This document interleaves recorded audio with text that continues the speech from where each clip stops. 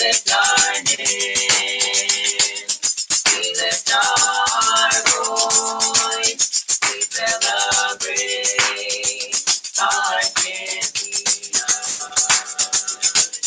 We sing Yahuwah,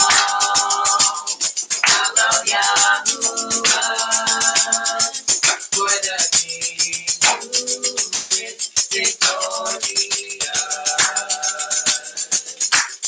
Yahuwah is the awesome one, there's none like you. With you we win, you're our champion. With you we can do, we always win, you're our champion.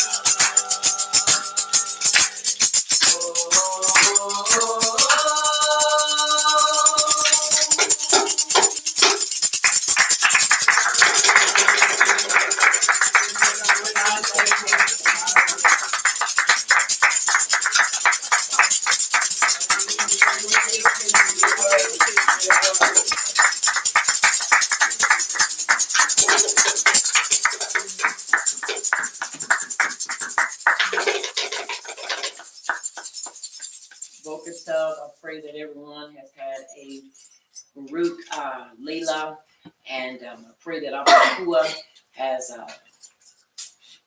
Baruch your morning. I pray that you're ready to learn with us and that you're ready to go to the next level.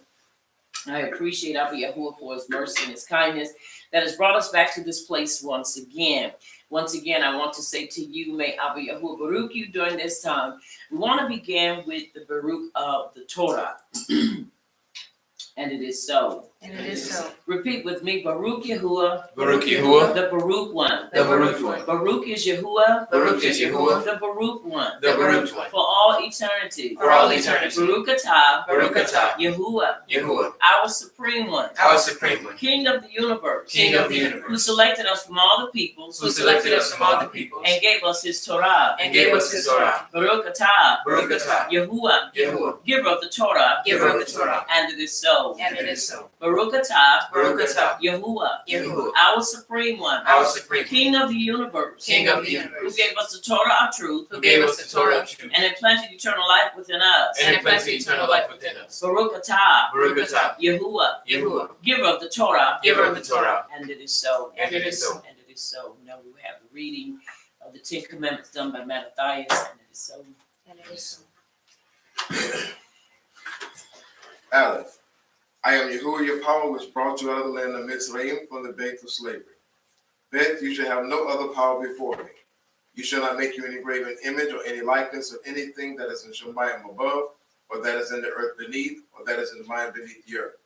You shall not bow down yourself unto them nor serve them, for I, Yahuwah your power, am a jealous power, visiting the iniquity of the Abbas upon the children unto the third and fourth generation of them that hate me, and showing mercy unto thousands of them that are hot me and keep my commandments.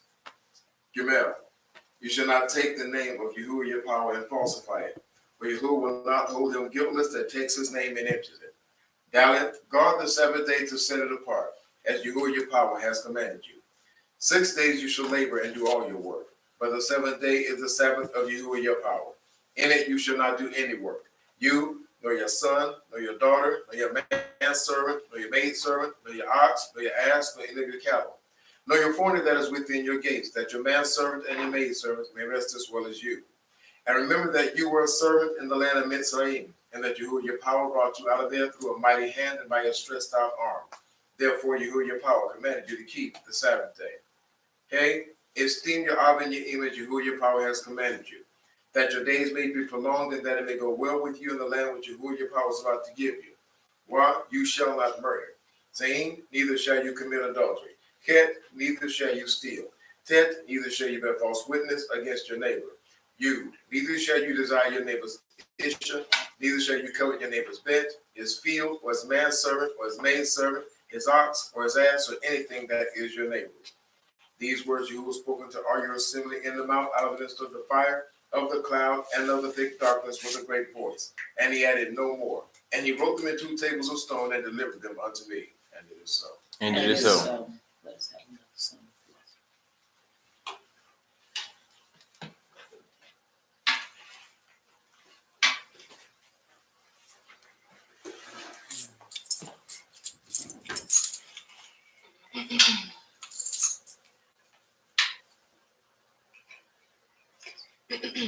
I was glad when they said unto me, I was glad when they said unto me, I was glad when they said unto me, come let us go into the house of Yahweh.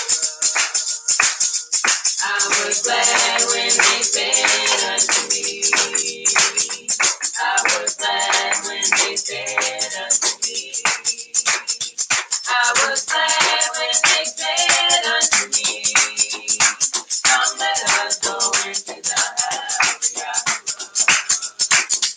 I was glad when they said unto me, I was glad when they said unto me, I was glad when they said unto me, come let us go into the house of Yahweh. I went running when they said unto me, I went running when they said unto me, I went running when they said unto me, come let us go into the house of Yahweh. I went running when they said unto me, I went running when they said unto me, I went running when they said unto me, come let us go into the house of Yahweh. I went dancing when they said unto me, I went dancing when they said unto me, I went dancing when they said unto me, come let us go into the house of Yahweh. I went dancing when they said unto me, I went dancing when they said unto me, I went dancing when they said unto me, come let us go into the house of Yahweh. I went rejoicing when they said unto me, I went rejoicing when they said unto me, I went rejoicing when they said unto me, come let us go into the house of Yahweh. I went rejoicing when they said unto me, I went rejoicing when they said unto me, I went rejoicing when they said unto me, come let us go into the house of Yahweh. I went praising when they said unto me, I went praising when they said unto me, I went praising when they said unto me, come let us go into the house of Yahweh. I went praising when they said unto me, I went praising when they said unto me, I went praising when they said unto me, come let us go into the house of Yahweh. I went praising when they said unto me, I went praising when they said unto me, I went praising when they said unto me, come let us go into the house of Yahweh. I went dancing when they said unto me, I went dancing when they said unto me, I went dancing when they said unto me, come let us go into the house of Yahweh.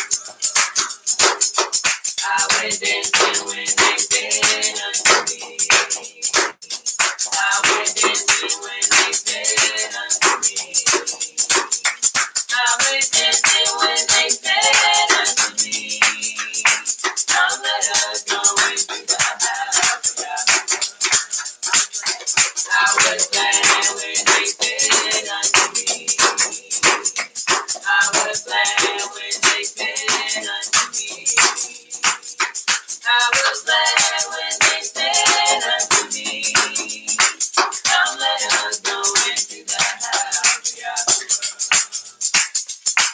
was glad when they said unto me. I was glad when they said unto me. I was glad when they said unto me, come let us go into the house. I was glad when they said unto me. I was glad when they said unto me. I was glad when they said unto me, come let us go into the house. I was glad when they said unto me. I was glad when they said unto me. I was glad when they said unto me, come let us go into the house of God.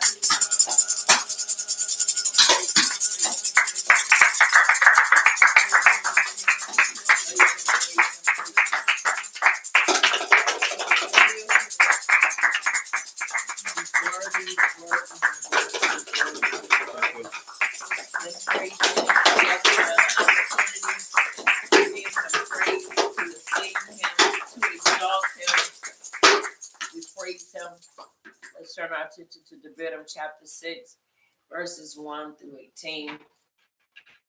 These are the commands and the judgments which Yahuwah your power commanded to teach you, that you might do them in the land where you are going to enter and possess it, that you might fear Yahuwah your power to keep all his statutes, all his statutes and his commandments, which I command you, you and your son and your grandson, all the yamim of your life, and that your yamim may be prolonged. Hear therefore, O Yasharal, and observe to do it, that it may be well with you, and that you may increase mightily as Yahuwah power of your Abbas has promised you in the land that flows with milk and honey. Shema Yasharal, Yahuwah is our power, Yahuwah is a God. Hear, O Yasharal, Yahuwah our supreme one, Yahuwah is a God. And you shall have Yahuwah your supreme one with all your heart, and with all your soul, and with all your might. And these are the words which I command you this yom, shall be in your heart. And you shall teach them diligently unto your children, and shall talk of them when you sit in your bed, and when you walk by the way, and when you lie down, and when you rise up. And you shall bind them for a sign upon your hand, and they shall be as frontlets between your eyes. To fall, to what? Bind to the mind. To bind to the mind, to give access. Give Torah access to your mind. And you shall write them upon the posts of your bed and on your gates. And it shall be when Yahuwah your power shall have brought you into the land which you swore unto your fathers, to Abraham, to Isaac, and to Yaakov, to give you great cities which you did not build, houses full of all great things that you filled not, and wells dug that you did not dig, vineyards and olive trees, which you did not plant. When you shall have eaten and be full, then beware lest you forget Yahuwah, which brought you forth out of the land of Mitzrayim, from the bed of slavery. You shall fear Yahuwah your power, and serve him, and shall swear by his name. You shall not go after the power of the people which are round about you. For Yahuwah your power is a jealous power among you, lest the anger of Yahuwah your power be kindled against you, and he destroy you from off the face of the earth. You shall not tempt Yahuwah your power as you tempted him in Massah. You shall diligently keep the commandments of Yahuwah your power, and his testimonies and his statutes, which he has commanded you. And you shall do that which is right in the sight of Yahuwah, that it may be well with you, and that you may go in and possess the great land which he swore to your fathers, and to his son. And it is so. Let's have another song, please.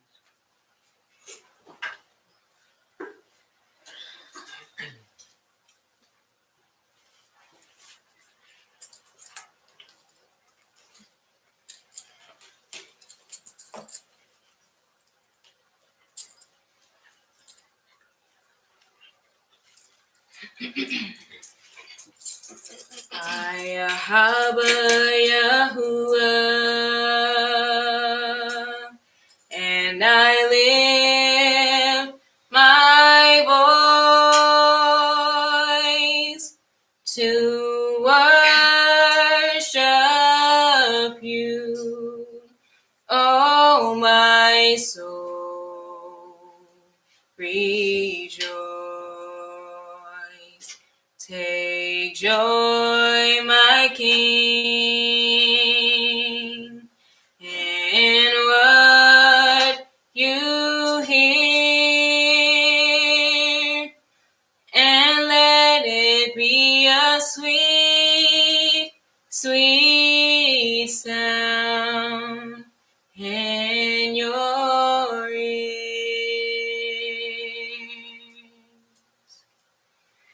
Ayahaba Yahuwah,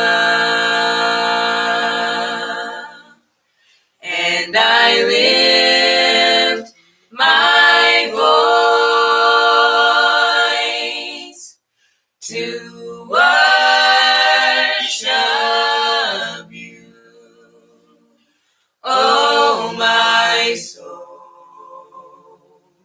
rejoice. Take joy, my King, in what you hear, and let it be a sweet, sweet sound in your ears.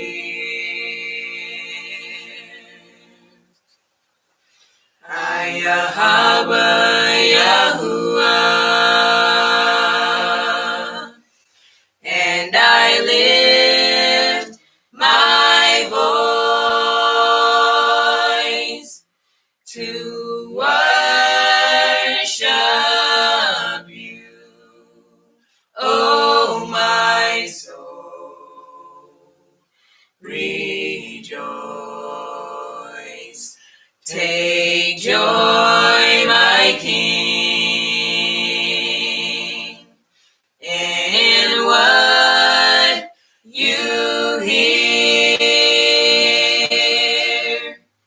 and let it be a sweet, sweet sound in your ears.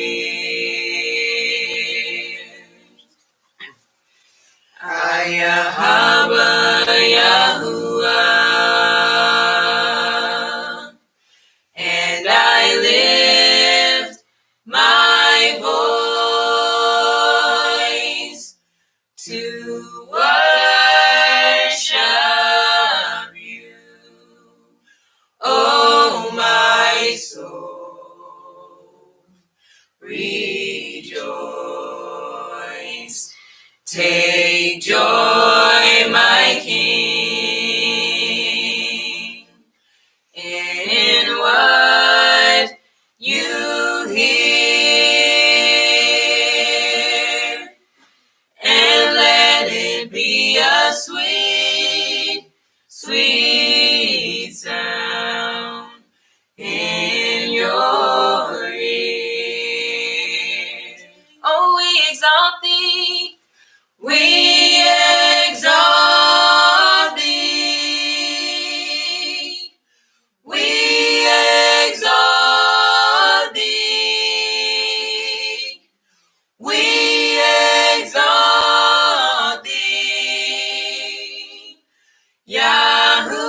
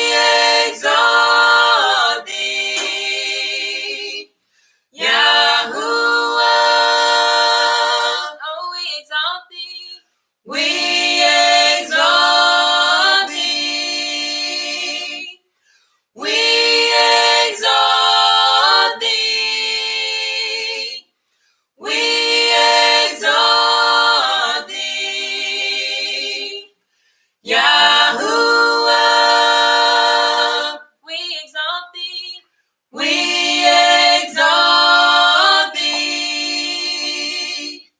We exalt thee. We exalt thee. Yahuwah. Ayahaba Yahuwah. And I lift my voice to worship you, oh my soul, rejoice. Take joy, my King, in what you hear, and let it be a sweet, sweet sound in your ears. Ayahaba Yahuwah, and I lift my voice to worship you, oh my soul, rejoice. Take joy, my King, in what you hear, and let it be a sweet, sweet sound in your ear. Ayahaba Yahuwah, and I lift my voice to worship you, oh my soul, rejoice. Take joy, my King, in what you hear, and let it be a sweet, sweet sound in your ear. Oh, we exalt thee. We exalt thee. We exalt thee. We exalt thee. Yahuwah. Oh, we exalt thee. We exalt thee. We exalt thee. We exalt thee. Yahuwah. Oh, we exalt thee. We exalt thee. We exalt thee.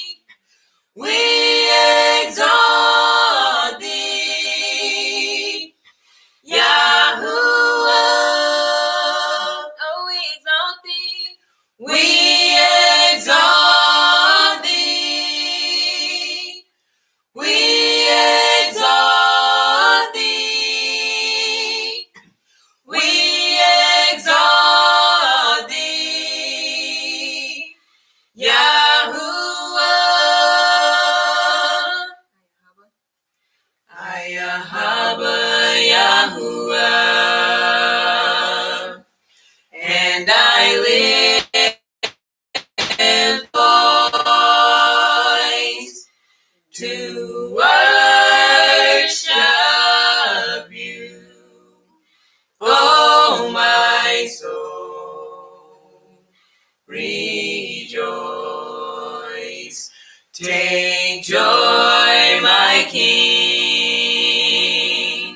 in what you hear, and let it be a sweet, sweet sound in your ear. Ayahaba Yahuwah, and I lift my voice to worship you, oh my soul, rejoice. Take joy, my King, in what you hear,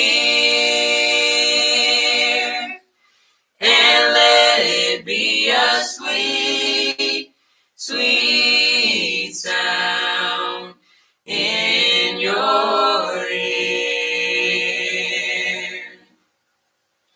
Ayahaba Yahuwah,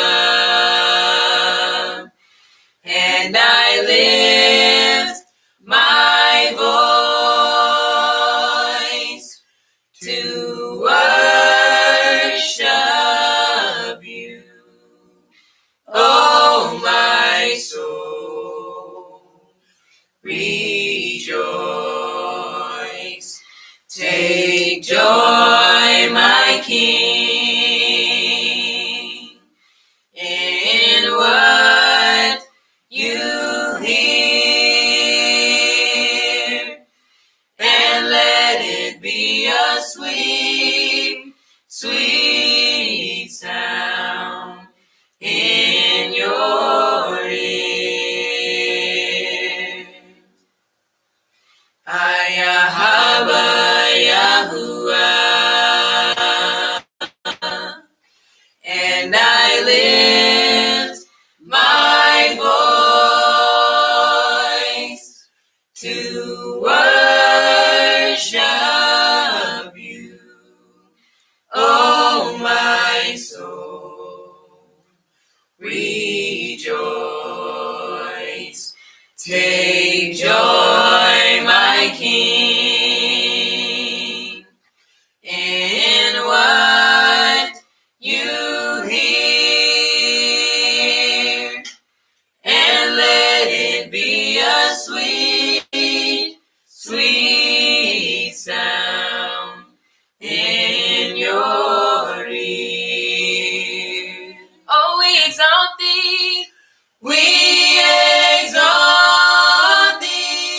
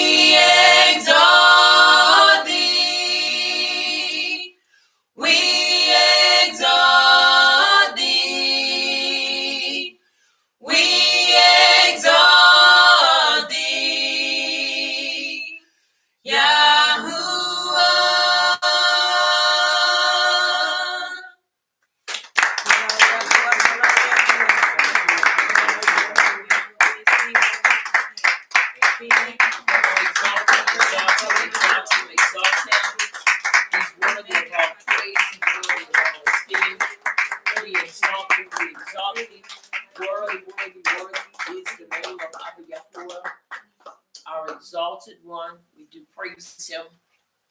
Yahush, the son of Nun, chapter 1, verses 7 and 8. We're going to read verse 7 and then we're going to confess verse 8. Only be you strong and very courageous, that you may observe to do according to all the Torah which Moshe my servant commanded you. Turn not from it to the right hand or to the left, that you may prosper wherever you go. Verse 8, as I have tailored it to fit our time of confession. Let us read this. I will not let this scroll of the Torah. I will not let the scroll of the Torah depart out of my mouth. depart out of my mouth. But I shall meditate in it. But I shall meditate in it. Yom and Layla. Yom and Layla. That I may observe to do. That I may observe to do. According to all that is written in it. According to all that is written in it. But then I shall make my way prosperous. But then I shall make my way prosperous. And then I shall act wisely. And then I shall act wisely. Now look at your neighbor and tell your neighbor, and you shall act wisely. And you shall act wisely. Look at your other neighbor and tell your other neighbor, and you shall act wisely. And you shall act wisely. Take your hand and place it over your heart and say, Abba Yahuwah, Abba Yahuwah, I shall act wisely. I shall act wisely. Come on, Abba Yahuwah, Abba Yahuwah, I shall act wisely. I shall act wisely. I am determined. I am determined to act wisely. to act wisely. I am determined. I am determined to act wisely. to act wisely. Come on, I am determined. I am determined to act wisely. to act wisely. And it is so. And it is so. And it is so. Challenges are going to come every yom of our lives, but we must remember to act wisely. And it is so. And it is so. And it is so. Let's have another song, please.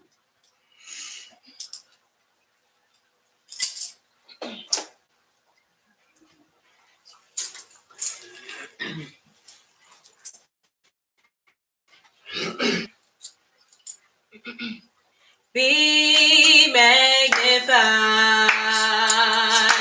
be magnified, be magnified,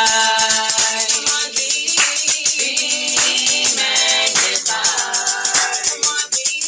be magnified, be magnified.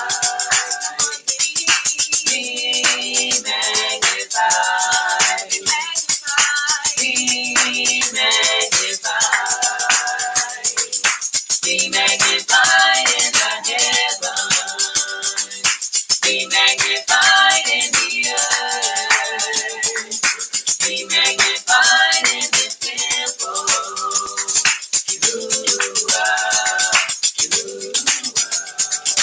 Be thou magnified. Be magnified. Be magnified.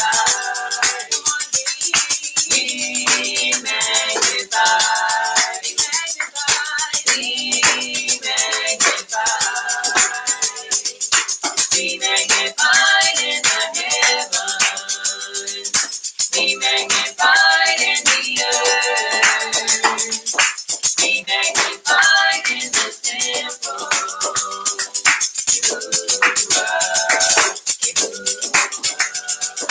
Be thou magnified.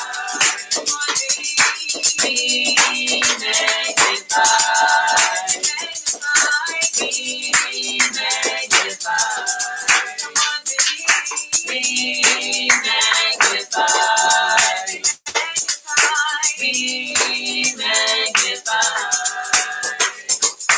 Be magnified in the heavens.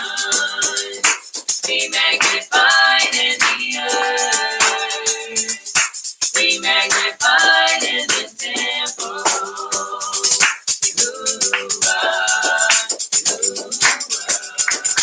Be thou magnified.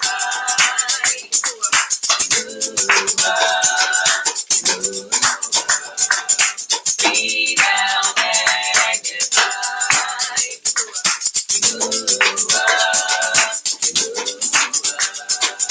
Be thou magnified.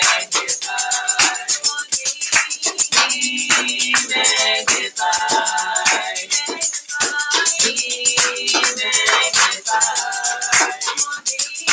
Be magnified. Be Be magnified in the heavens. Be magnified in the earth. Be magnified in this temple.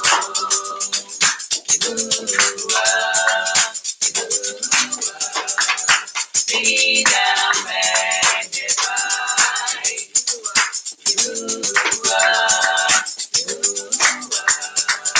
Be thou magnified.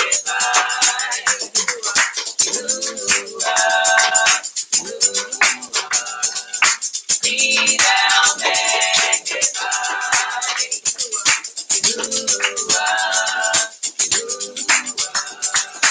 Be thou magnified.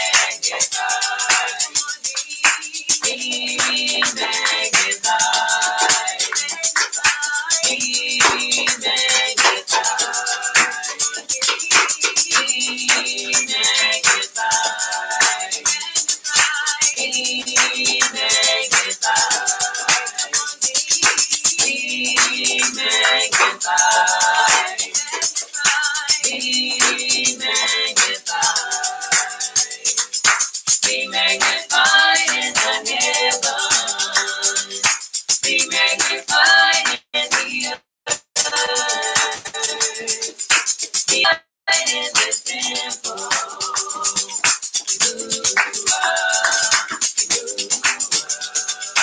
Be thou magnified.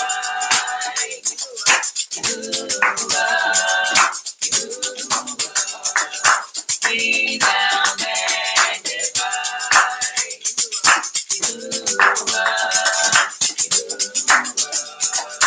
Be thou magnified.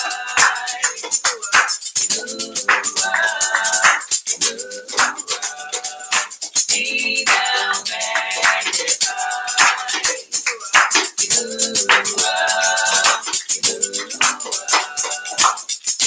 thou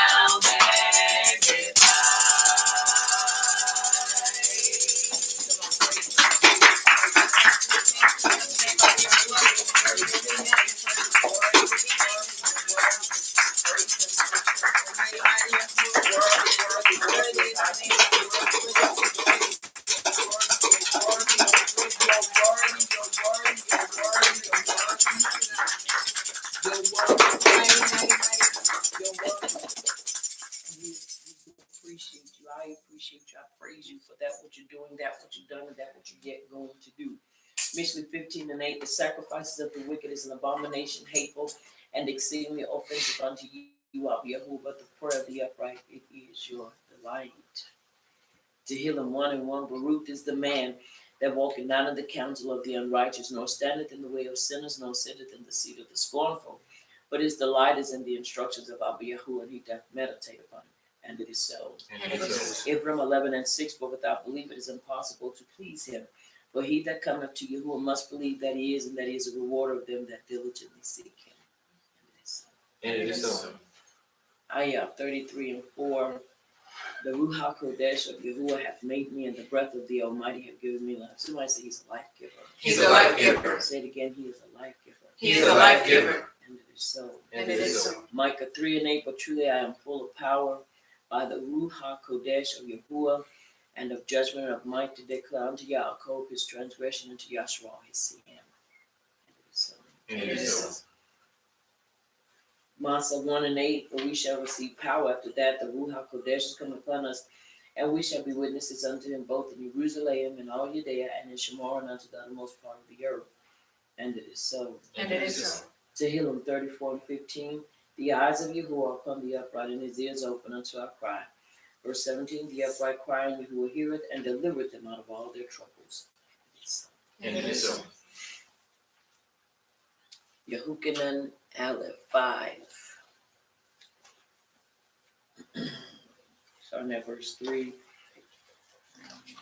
Yehukanan Aleph 2, 5 and 6. Another one I like to constantly keep us reminded of. Verse 5. But whoever keeps his Torah, truly the Ahab of Yahuwah is perfected in him. By this we know that we are in him. Verse 6, he who says he abides in him ought himself also to walk just as he walked. And it is so. And it is so. Chapter 5, Yehukin and Aleph, 3 through 15. And it reads, for this is the Ahab for Yahuwah, that we guard his commands, and his commands are not difficult, because everyone having been begotten of Yahuwah overcomes the world. And this is the overcoming, or the victory, that has overcome the world, our belief. Who is he, or who is the one who overcomes the world, but he who believes that Yahush is the son of Yahuwah? This is the one that came by water and blood, Yahush Mashiach, not only by water, but by water and blood. And it is the Ruach who bears witness, because the Ruach is the truth. Because there are three who bear witness, the Ruach and the water and the blood, and the three are in agreement. If we receive the witness of men, the witness of Yahuwah is greater, because this is the witness of Yahuwah which he has witnessed concerning his son. The one who believes in the Son of Yahuwah has the witness in himself. The one who does not believe Yahuwah has made him a liar, because he has not believed the witness that Yahuwah has given concerning his son. And this is the witness that Yahuwah has given us concerning, or us, eternal life. And this life is in his son. He who possesses the son possesses life. He who does not possess the son of Yahuwah does not possess life. Now remember, possess the son of, not anybody else, the son of Yahuwah. Talking about Yahush. I have written this to you who believe in the name of the Son of Yahuwah, so that you know that you possess everlasting life.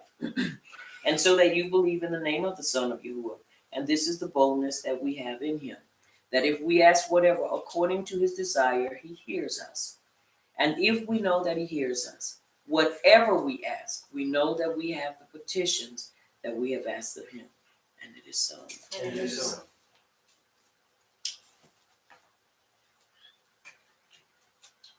Do our affirmations, then our declaration, and then we will stand to close out that portion. Repeat with me. I purpose to develop my ruach. I purpose to develop my ruach.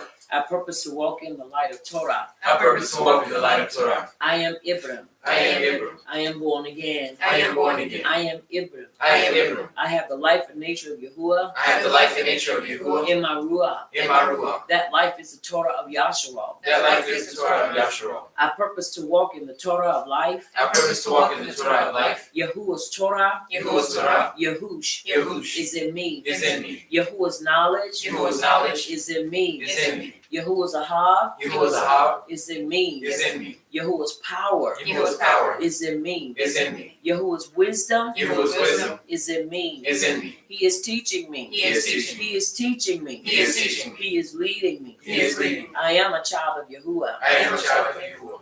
The Ruach HaKodesh The Ruach Kodesh of Yahuwah in me of Yahuwah in me is leading me. is leading me. I'll follow her leading. I'll follow her leading. I'll walk in the Torah. I'll walk in the Torah. Yahush. Yahush. Mashiach. Mashiach. And it is so. And it is so. Our declaration. Repeat with me. Abba Yahuwah. Abba Yahuwah. In the name of Yahush. In the name of Yahush. Our Mashiach. Our Mashiach. We subdue ignorance. We subdue ignorance with Torah knowledge. with Torah knowledge. And through this knowledge And through this knowledge of Torah truth, of Torah truth, we claim healing, we claim healing, shalom, shalom, deliverance, deliverance, self and salvation. and salvation. We decree We decree Torah truth Torah truth in the lives in the lives of your people, of your people, our people, Yasharal. Yasharal. We unite, We unite, not to fight, not to fight, not to fight not to fight each other, each other, each other, each other, but the enemy but the enemy of our belief. of our belief. And it is so. And it is so. I decree a time of rest, shalom, and truth in Yahuwah, and it is so. And it is so. As we stand to bow before our King, let us bow before him as we seal our praise, prayer, and our worship. Repeat this with me. May the utterance of my mouth May the utterance of my mouth and the deliberation of my heart and the deliberation of my heart be desirable before you, be desirable before you, O Yahuwah, O Yahuwah, my rock, my rock, and my redeemer. and my redeemer. May the utterance of my mouth May the utterance of my mouth and the deliberation of my heart and the deliberation of my heart be desirable before you, be desirable before you, O Yahuwah, O Yahuwah, my rock, my rock, and my redeemer. and my redeemer. And it is so. And it is so. And it is so.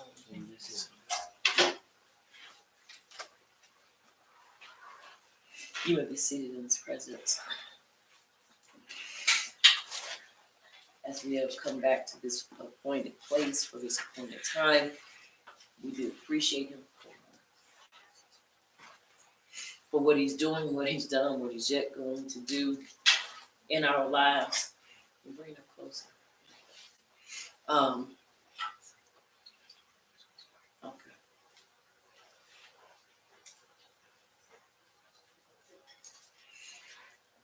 We do appreciate Abba Yahuwah for all that he's doing, all that he's done, and all that he's yet going to do in our lives.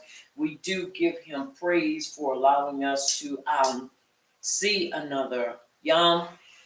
We appreciate him for keeping us throughout the Layla. Appreciate him for waking us up in our health and in our right minds. In our health and in our right minds. I do appreciate Abba Yahuwah. I want to encourage you to keep your head up, keep your shoulders squared, and keep your feet and your heart in and upon the Torah, because you can't go wrong. Trials are going to come. Disappointments are going to come. And even the enemy would desire for us to believe that we have failed in many aspects and in many areas of our lives. But it's important that we understand and realize that our purpose and our goal is to be perfected in Torah, not to make more money than we've ever made in our lives, not to establish, 4, 5, and 6 homes, but to be able to walk according to Yehukanan, Aleph 2, 5, and 6, that we are able to walk accordingly and do just as Yahush did, and that was to walk perfect before Abba Yahuwah. Right. In other words, we've perfected and we've mastered walking in truth. Right. And that is our goal, no matter what happens. And there are times that things are going to come to try to rob you. There are things that's going to come to try to knock the wind out of your sail. There are things that will come to try to break your heart. But you got to remember, all these things come to make us and to push us closer to Abba Yahuwah. That's right. To Abba Yahuwah through Yahush al-Mashiach. So once again, just want to encourage your hearts to be steadfast, unmovable, always abounding in the work of Abba Yahuwah, knowing that our labor is not in vain in him. And so we want to begin, at chapter 26 of Bereshit, as we are taking back up from where we left off on Layla. Our theme, as we always have one for every Shabbat, is Toldot. And it means generations. And we learn of the birth of Yaakov and Esau. We learned that there is a way that we are supposed to approach, and that way, even then, that they were supposed to approach Yahuwah. And so it is important that we understand order. It's important that we understand how we are to do things. We can also look at the when the disciples asked Yahush, how should they pray, according to Matthew chapter 7, verses 7 through I believe it is 14. And he asked them, he said, teach us how to pray. And he asked them, and so he began to basically take them through this. And so one of the things, once again, I want to encourage you. Let me check myself, make sure. Want to encourage our hearts is that there is a order, and we must follow that order. Yes.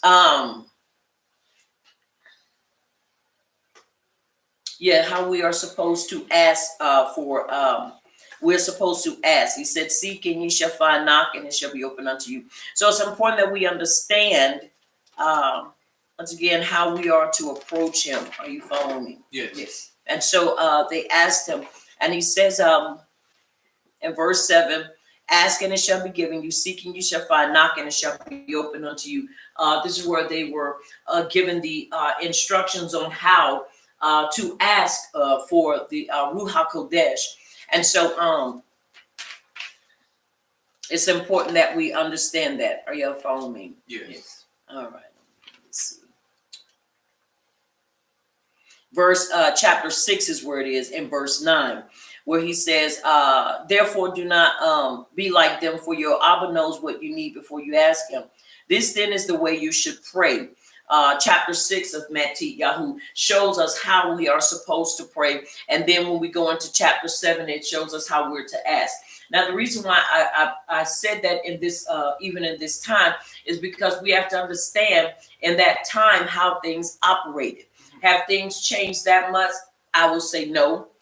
So someone may ask, well, do we pray on our own? Can we pray on our own? Can we ask Abba Yahuwah for things? I believe so, according to Matthew Yahoo, that you can pray. But I believe there are times that you have to seek those that are of seek wise counsel when it comes or when it's concerning other things. And so she was going through, Rivka was going through, Rachel was going through some things. No, Rivka was going through some things. I would get them all. Was going through some things in her body because she was pregnant with what? Twins. And so we had an opportunity to see and dive into the natural aspect and what is normal when it concerns birth and concerns two births or two babies in the womb.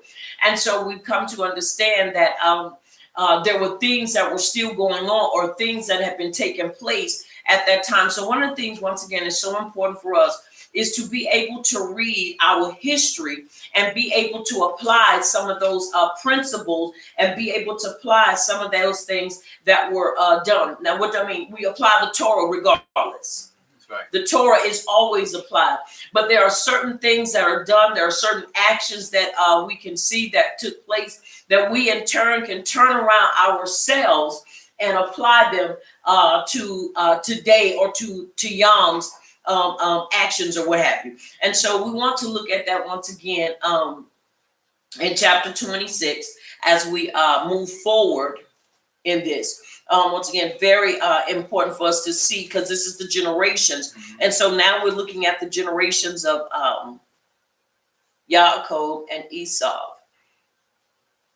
And it is so. And it is so. All right, we're going to start at verse 6 in chapter 6. And we're going to read 8 verses.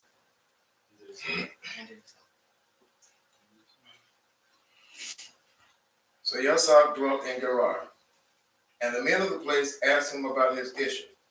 And he said, she is my sister, for he was afraid to say, she is my issue, because he thought lest the men of the place should kill me for Rivka, because she is beautiful to behold.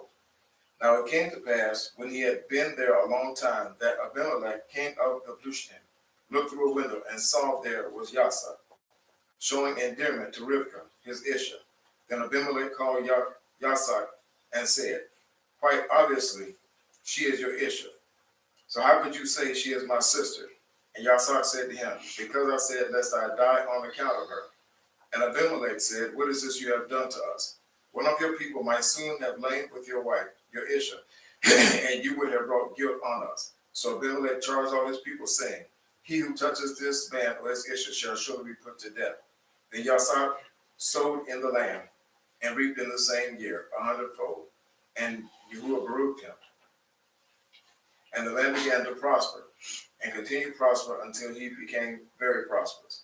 For he had possessions of flocks and possessions of herds and of a great number of servants. So the Plushtim envied him, and it is so. And it is so. All right, starting at verse 6. We see, so he dwelt in Gerar. As we learned on Layla, he was not to go to Mitzrayim, but he was to stay where he was.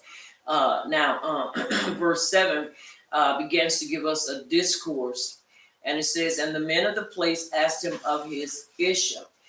Just like with Abraham, we can see that same thing happen to him. She is my sister. The Philistines must have assumed that the two children were not Rebekah's. So it's kind of like you see, but they assume.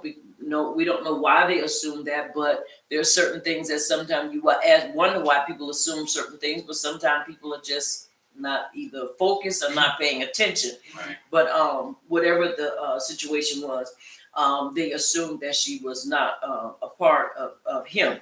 All right, a long time, so that he became careless in concealing his true relationship to Rebecca after they have been there for a moment. One thing about real relationships is that you can only hide certain things for so long, whether it's great or whether it's bad. It's going to come out in the event eventually. Right. You know, they say if it don't come out in the wash, it'll come out in the rinse. It's going to come out, and it is so. Sporting. This says it denotes conjugal intercourse. Basically, they were in different places, so I'm assuming that they saw him creeping and going to her tent at a certain time to say, okay, this can't be this man's sister if he's going into her at a certain time. Are y'all following me? Yes. So these are things that are open up to us to allude or to allow us to see how was it that they could have assumed this? What made them think differently? There are certain things that people do. Are you following me? Yes. That family members, I pray, don't do. You follow me? Yes. All right. Now, one of the people in verse 10, on oblique reference to himself, would it have brought, literally has brought, if one has already done so, you have brought guilt upon us. Basically, the king would have repercussions upon the whole people. I'm assuming, once again, let's look at it through history. You can't make me believe that word did not get out after the situation happened with Abraham and Sarah, how they were plagued and how no one could give birth and how that which had come upon them was horrific because of them taking Sarah. Are you following me? Yes. So I'm sure that even in this, we got about, hey, y'all, they were here and this is what happened and so forth and so on. So he's basically saying, you know, he that touches this man or his issue shall surely be put to death. He had to bring some clarity because he understood what could have happened to not just him, but to all of his people. Right. So it's important that we look at that. Now he says, and now in verse 12, when we look at it, in that land, which was not as fertile as the Kadesh land. Looking at verse 12, and Isaac sowed in that land and found in that same year 100-fold, and Yahuwah baruched him. Now you have to understand what may look like to others barren, desolate, nothing can come out of it. Right. If Yahuwah has purposed you to be there, there is something that's going to come out of that place that you're going to be able to benefit from. Once again, these are things that we draw out of it for where we are right now. Right. And this is very important. Why is it important? Because we should never take the writings and we should never take a time of class, just a time to pass. If we're not here just as as just a past time, we are here to learn. Right. And so in learning, so we want to apply what they did every day to every yom, what we want to apply to our every yom as well. Right. We want to see how can it apply to us. Now, once again, if you are in a place that may not be what other people may think it should be, you have to understand your purpose for being there. You have to understand why your feet were placed there and not try to do anything outside of that except Yahuwah says so. Are you following me? Yes. Very important for us to understand. Now, 100 times or 100-fold, 100 times as much as he expected to produce. Now listen, once again, the rabbis asserted that the computation was made for the sake of tithing. 100 times as much as he sowed. Now, for everybody that want to act like tithing is out and everybody always want to say, well, you know, when it comes, and they always want to show you these church pastors, you know, and put the names up there with the funny faces talking about, you know, who put the salad and who put the greens in there. Now, this is where you are erroneously wrong because they did not use all the time. They did not use seeds and gardening for or vegetation for tithing. Yes, it was a major part, but they used gold and silver too. Because you don't go, you have to understand. They did barter and they did buy from other people. So it would have looked foolish for Abraham to go and be trying to buy a plot to bury his people in what was it, Hebron, and he only had some greens. So understand, money was exchanged. The problem comes in is that people are going to say, well, the tithes. And then once again, until we renew our minds, according to Romaiah 12, 1 and 2, until we renew our minds, we will constantly see it from a church perspective or a Christian perspective, trying to get my mouth straight. Yes. A Christian perspective, because you always see people putting up pastors. You always see them putting up Bishop Jakes, Creflo Dollar. What is the other one? That other lady name? Paula White. Paula Dean is the cooker. Paula White, and not just Paula White, Joyce Myers. So and so when you put these people up there, you're expecting them to follow the instructions of Abba Yahuwah when it's not so. So you can't use them. And so if you put that in their offering plate, yeah, they're gonna look at you real stupid. Mm-hmm. Right. Because it doesn't go in the offering plate. Are y'all following me? Yes. Everything has order, and it's supposed to be placed in that order. So once again, he was Baruch. Why? Because he understood the purpose and the principle of tithing. That's right. Yes, he planted seed in the land. Yes, he was able to get that. But you got to understand. Somebody can go. Okay. So you have to understand that when he got servants, he didn't pay his servants with tomatoes and lettuce. Because go on your job, Right. and somebody try to pay you with some lettuce or some salad. You go. Let somebody pull up and put a bag of cabbage, greens, carrots, Right. tomatoes. You're gonna be ready to fight. Why? Because I've worked a week long, and now, or yamim, and now you come tell my lettuce. No, I'm supposed to get some money. Right. Now understand, once again, this is why we must understand before we go out there running and trying to tear people up and talking bad about people. Because when it comes to tithe, you have to understand tithe is a unique system that Yahuwah created to baruch us as a people. Right. And once again, if you're going to accept the vegetation, then you must also be ready to accept the monetary aspect of it as well. You can't take one without the other. And so this is how he was able to prosper. Verse 13 tells us, very great. People said rather the manure of Isaac's mules than Abimelech's gold. So let's look at verse 13. And the man waxed great and grew more and more until he became very great. Now listen what they said. People said rather the manure of Isaac's mule than Abimelech's gold. In other words, they said they would prefer to take the poop from his mules than to take the gold of Abimelech. See, because you got to understand something. They understood that the presence and the power of Abba Yahuwah was upon his life. So they wanted to be where the power was. They wanted to be where the esteem was. And this is why it is important for us to understand these things. Are y'all following me? Yes. Very important for us to understand. All right.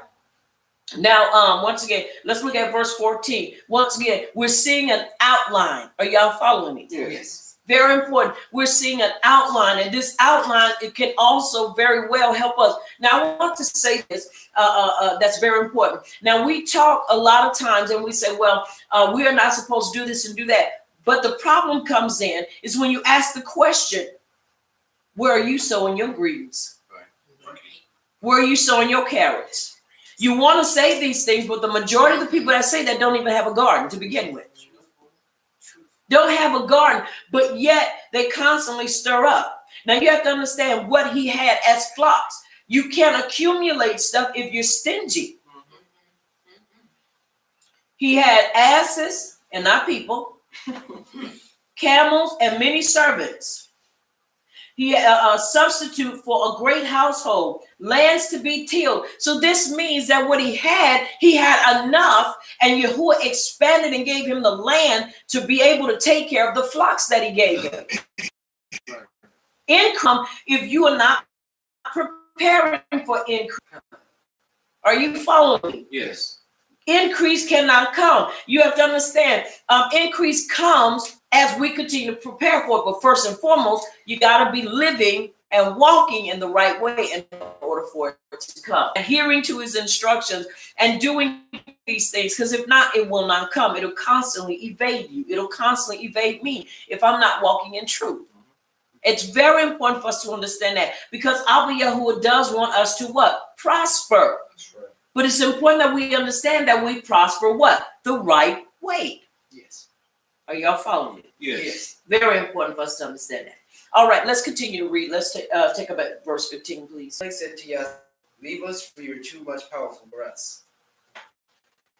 So Yasek left there, camped in the valley of Gerar, and lived there. Yasek reopened the water wells that had been dug in the days of his Abba Abraham, and the Plishtim had stopped up after Abraham died.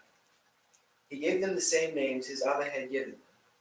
Then Yasek's slaves dug in the valley and found a well of spring. But the herdsmen of Gerar quarreled with Yasek's herdsmen and said, "The water is ours." Because they quarreled with him. Then they dug another well and quarreled over that one also. So he moved from there and dug another, and they did not quarrel with open spaces, and said, "For now Yahuwah has made room for us, and will be fruitful in the land." From there he went up to Beersheba, and it is so. And it is so. 14, as I tried to do, I tried to take it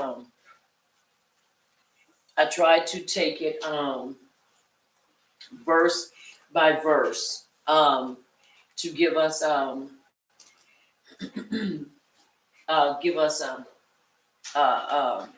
understanding of each verse. Because by doing so, it helps us to understand step by step. Come on, praise him.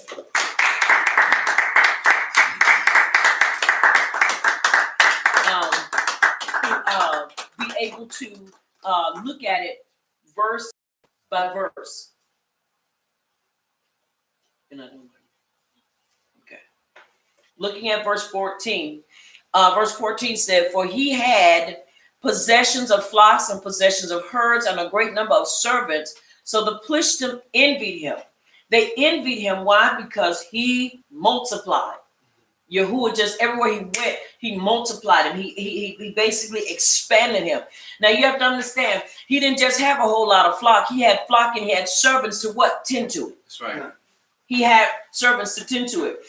Verse 15 says, "Stop them on the pretext that they attracted robbers, fearing to harm Isaac in person because of Abimelech's orders. They attacked his property." Now that sounds just like folk willing to do stuff just for the sake of doing it. But I want to show you something. Let's go to verse. Okay, we're going to go to verse 19, but let's look at verse 16. "For thou art much mightier than we. Even I do not possess as much as you, and it is a disgrace to us that any person should be wealthier than the king. Your wealth would enable you to rise up against us." You have to understand, wealth is what? Power. People don't fear you because you got a big mouth. People don't fear you because you feel like you can walk and shake the ground you walk on. People fear you because you have assets. Right. They fear you because you have money. They fear you because money brings power. That's right. Now understand what I mean by that. Except Abba Yahuwah baruchs us, you won't have it. But Yaakov was baruched by Yahuwah. He gave him all of these things. And so he was so wealthy that he was more wealthier than the king. He had more than the king. And he said, now look, you basically, the mentality was, if you rise up against us, you'll be able to take us out of here because you're wealthier than I am. And that's a disgrace. It wasn't a disgrace to Yahuwah, but it was a disgrace to him because of what position it put him in. Are y'all following me? Yes. Now, with that being said, can we be wealthy today? Absolutely. I believe we can. Why? Because as a people, one of the things that we lack is the finances to be able to get information. Are y'all following me? Yes. Not only that, but to acquire certain things. And it takes funding. Yes. This is why it is important that when we start talking about lettuce and we start talking about salads, that you look at your position. When you want to expand, because you say, man, I want a bigger house. You don't go to the bank or whatever, or trying to go and buy it from that person using vegetation. You have to what? You have to come up with some money. And so it is important that we understand money is a part of the expansion.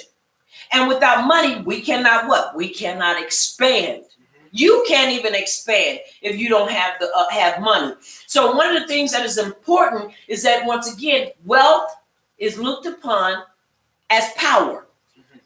This is why when you hear them talk about who? The Rothschilds. You hear them talk about those Jews. Why? Because they say, boy, they got money and they can do whatever they want. Yeah, because you have to understand, with that kind of money, you can buy stations. You can even buy nations if you want to. Because you have the money, and this is what is being done. You can buy people. People will be in your back pocket. I'm not saying we are to do that, but I am saying the purpose of understanding currency and not just money. Yes. Currency moves and travels. And if you get enough of dollars, that becomes currency. You get enough of chingle, that becomes currency. Are you following me? Yeah. That's important. We ran into an old gentleman a couple of weeks ago, and the old gentleman was talking about, because we get water, and we have one of those big old water jugs, about a 5-gallon. He said, man, I got so much change in that one. He said, my Isha tried to pick it up. He was an older gentleman, and he said she hurt her back. Now, let me tell you something. You know what he said? He said, I find whatever I find, he said, and I put it in that jar, that money. Now, I'm showing you from the worldly perspective. I'm not saying we don't supposed to say, because we are, but I'm saying this is a man, an elderly man who is not walking in truth. But he understood the value. Are you hearing me? Yes. Of money, and he understood the value of saving it. But watch this. He had it right there in his home. And he said, I'm going to take this money and I'm going on vacation. Now you got to understand something. That's a lot of change in there. For you to start saying, I'm going to take this change and I'm going to use it because we're going on vacation. And he was going from South Carolina to Louisiana, which is about a 14-hour ride, I believe, 14 or 16-hour ride, depending on how you can drive. Are you hearing me? Yes. And so with that being said, that means gas, that means your stay. So he knew what he had. Now, if people that are not of truth or in truth can do that, how much more should we take the same mentality when it comes down to dealing with what? Finances. Right. We're supposed to deal with finances. We're supposed to have a plan. We're supposed to be able to encourage one another to save, but not as the worldly system saves, because we're saving for a whole different purpose than they are. That's right. Is that making sense? Yes. Now, once again, the quarrel came about was because he was mightier. Verse 17, in the valley of Gerar, far from the city, he might have left Abimelech's kingdom altogether. When people start talking to you in that manner, and you start seeing folk getting envy, and not just them, but you start seeing the king get envy, this is when you have to really start looking at people differently. Yes. Because you have to understand he's the spokesman for his kingdom. And if he is acting up, then watch this, people will see it on him, and then they will begin to do the same thing. Verse 18, by which his Abba had called them, so that no man could now dispute their possession with him. Now, verse 19 is where I really want to get to. And Isaac's servants digged in the valley and found there a well of living water. Now, I want to read this to you. First of all, looking at king of the Philistines, and then we're going to look at a well of fresh water. Verse 19. Now, for the Philistines, Abimelech is referred to only as the king of Gerar, but he is located in the land of the Plishtim. When we look at 21 and 32, the term king is not as lofty a title as many as assume, since even the rulers of small cities in a city-state system, as this is, are referred to it in that way. So, in other words, he was a king, but it didn't mean that he was. It meant that in that time, even if you had a small place, you were still called what? A king. Okay. But I want to look at this with the well of fresh water, so that we can understand why this was important and why they fought them behind us. Many times in our minds, I know my mind, I'm thinking, oh, well, you just think digging a hole and that's it. No, you have to understand what was basically that land, the outline of that land, the land format, and understanding what is in that area to make them fight. You start thinking, well, why wouldn't you just go dig your own? Why not? No, because you have to understand, excuse me, what was taking place. All right. Well of water. The region, and this is a footnote that also helps support 26 and 19. Okay.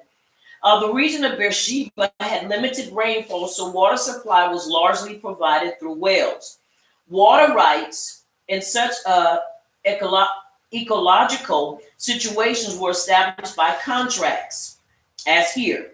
That such discussion should become important for international relations is evident by some correspondence between Rimshin and Larsa and the king of Eshuna in the Old Babylonian period, where water rights are under dispute and negotiations take place.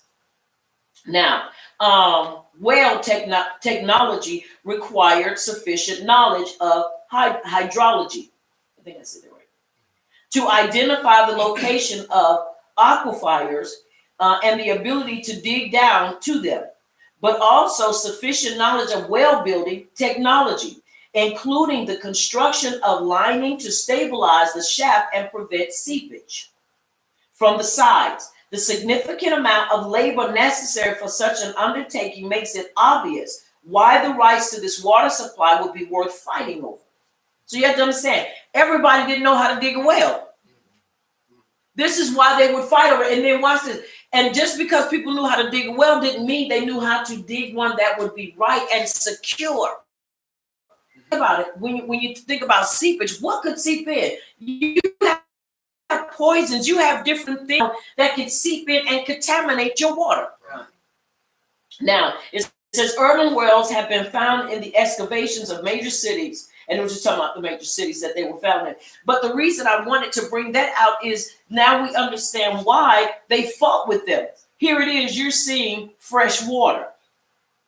You're seeing what water, and one thing about fresh water, you can smell fresh water. Mm-hmm. Fresh water is, it smells great and it tastes even better. Yes. And so here it is, once again, looking at verse 19, Isaac's servants dug in the valley and found a well of running mayim there.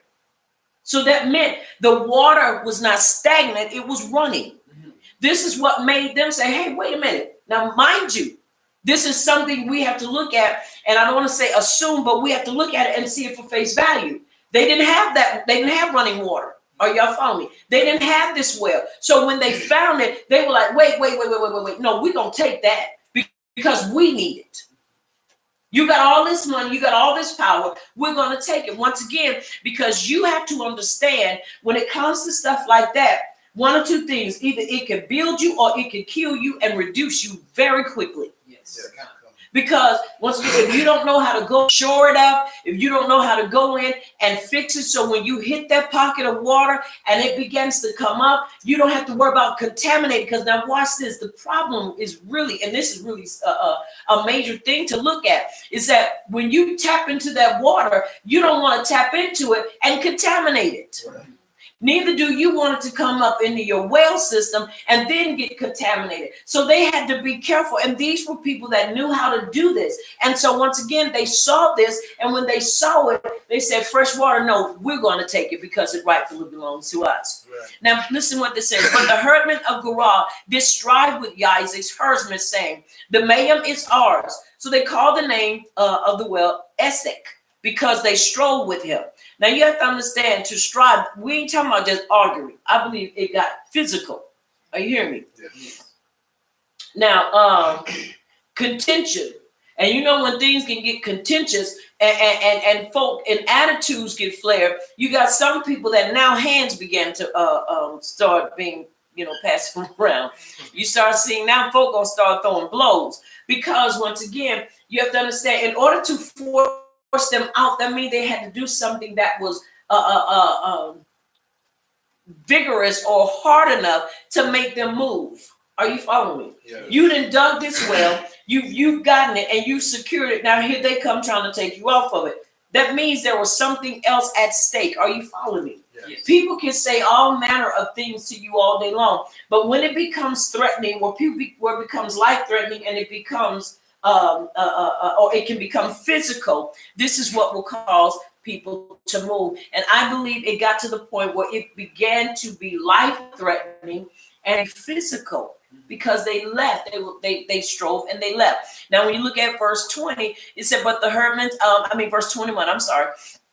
Then they dug another well and they quarreled over that one also. So he called its name Sitnah. Now you have to understand, why are they following these people?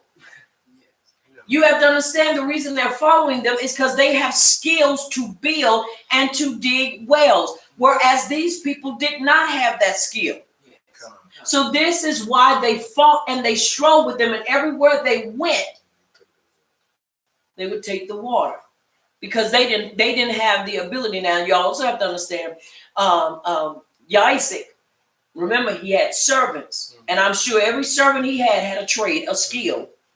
Here it is, they're digging wells because this is what they know how to do, and this is why they followed them and basically hijacked them. Now you would think the more reasonable thing to do is say, "Can you show us?" But remember, they already envied him because he had all the stuff. So now they said, "Well, you want to take our water? No, we're going to take it from you." And by looking at this, 9 times out of 10, that was not their character to fight. Those were not their characteristics. Not saying they couldn't fight, but theirs is one of those things where we're not going to fight you over this. We will just leave and go to another one. Because what's the purpose? Because we'll understand why it says we got the skill anyway. Wherever we go, we'll be able to dig another one anyway. Right. Okay, so we have to look at it, excuse me, in that manner. Now, Sitnah mean hatred. Now, then when we look at verse 22, and he moved from there and dug another well, and they did not quarrel over it. So he called its name Rehoboth, because he said, "For now Yahuwah has made excuse me, room for us, and we shall be fruitful in the land." Then you got to understand the reason why they kept pushing them further away is because they knew the moment they got that water, they were going to begin to populate. Now you got to understand, so anybody that has ever played Minecraft, is that when you have water, even though the animals really don't drink, but you still need it because you need it for your vegetation and stuff, for your gardens. But the more vegetation you grow, the more you're able to feed your animals, and the more your animals are fed, they'll do what? They will reproduce. Right. Why? Because they will be able to mate and bring forth offspring. This is another reason why they pushed them off the land and pushed them, because they didn't want them to be stable so they can continue to do what? Increase. Right. Then you got to look at it also from this perspective. Now they got 2 wells. Now they can increase. Right. Are you following me? Yes. They can make things happen for themselves now. Why? Because they have a supply of water. Not 1 well, but what? 2 wells.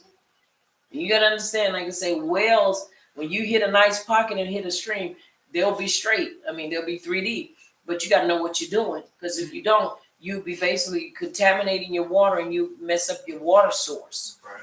And so this is what they were able to do. Now, once again, Rehoboth, which means Yahuwah has made room for them. Now we look at verse 23. Then he went up from there to Beersheba. And verse 24, and Yahuwah appeared to him the same night and said, "I am the power of your Abba Abraham. Do not fear, for I am with you. I will baruch you and multiply your descendants for my servant Abraham's sake." Now, once again, it's very important for us to understand that Yahuwah was going to reproduce, or was going to multiply the descendants for whose sake? For Abraham's sake, because he made a promise to him. He made a promise to him. Now, with that being said, if you notice, you look at the generations, and you look at Abraham and Sarah had only 1 son. Isaac and Rivkah had 2. Are you hearing me? Then you continue to go on, and then they multiply. So what I'm saying is the burden is not going to be on 2 or 3 people. Right. To repopulate and cause the descendants to be more than 1 or 2. It's going to take us as a nation. Right. And what I'm saying with that, and many people have heard me say, and I will continue to say, polygamy is not one of the things. I believe polygamy is a disservice to us as a people. Now, people can say whatever they want, but it is amazing that it takes the womb of the earth to bring forth. That's right. and it brings forth, and then you continue to plant, One thing that I've noticed is that when you are planting certain things, it only takes one seed.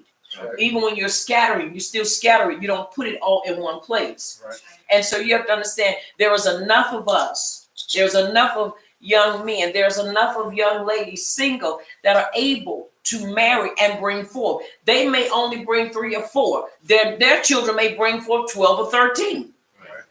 But you have to understand, once again, if he said 1 can chase 1,000 and 2 10,000, why are we trying to do his math for him? Right. He knows how he wants things to be done. But once again, it is getting the mind or the heart of Yahuwah so that we don't give ourselves the credit for doing anything. The credit still remains in the hands of Abba Yahuwah. That's right. Very important for us to understand that. All right. Excuse me. All right. Let's look at verse. Let's look at 20. Let's look at 20. That was 24, right? Yes. All right. Okay. Yahuwah appears to him, the enmity and jealousy of Abimelech and the shepherds of Gerar, any loss through this enmity. And so Yahuwah is telling him, don't fear of the loss.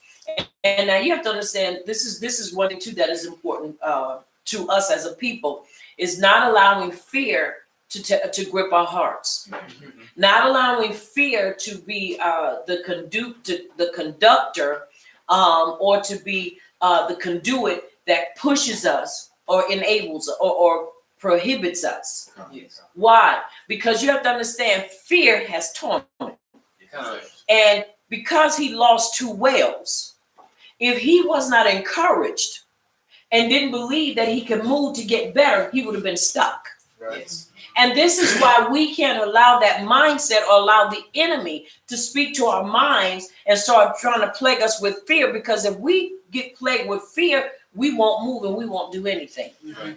Fear is a paralyzer. Fear paralyzes. Yes. And so Yahuwah encouraged him in spite of what he dealt with, losing the 2 whales, in spite of him having to leave because of the envy and the jealousy. He said, don't worry about it, because that what I have set you, that the course of life that I've set before you, you're going to be able to walk in it and fulfill it. Are you following me? Yes. Very important for us to understand this. And this is what should encourage us, because no matter what comes our way, no matter how we may face heartache, disappointment, frustration, it still is a part of the plan of Yahuwah's plan for our lives to get us to our destination. That's right. Yes. So it's important that we understand that. Are y'all following? Yes. Very important for us to understand that. And so he encourages heart. All right, let's take up at verse 25.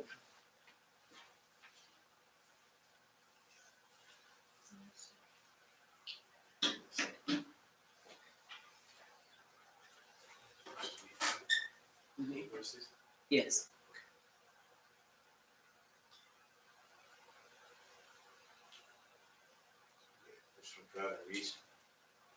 And he built an altar there and called on the name of Yahuwah, and he pitched his tent there. And the servants of Yitzchak dug a well there.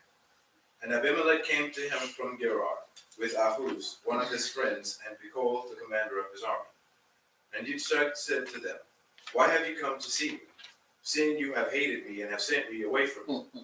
But they said, we have clearly seen that Yahuwah is with you. And we said, please, let there be an oath between us, between you and us, and let us make a covenant with you, that you do no evil to us, and we have not touched you, and have done only great towards you, and have sent you away in shalom. You are now Baruch by Yahuwah. And he made them a feast, and they ate and drank. And they rose early in the yom, and swore an oath with one another. And Yitzchak let them go their way, and departed him in peace. And on the same day it came to be that the servants of Yitzchak came and informed him about the well which they had dug, and said to him, we have found Mayim. And it is so. And it is so. Now, let's look at this once again. Let's start at verse 25.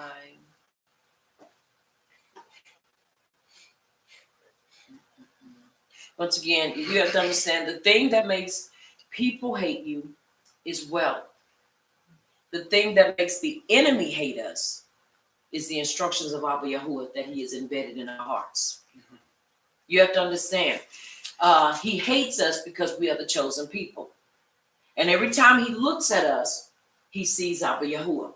Are y'all following me? Yes. This is why it's important that we understand why the enemy hates us and why we are hated.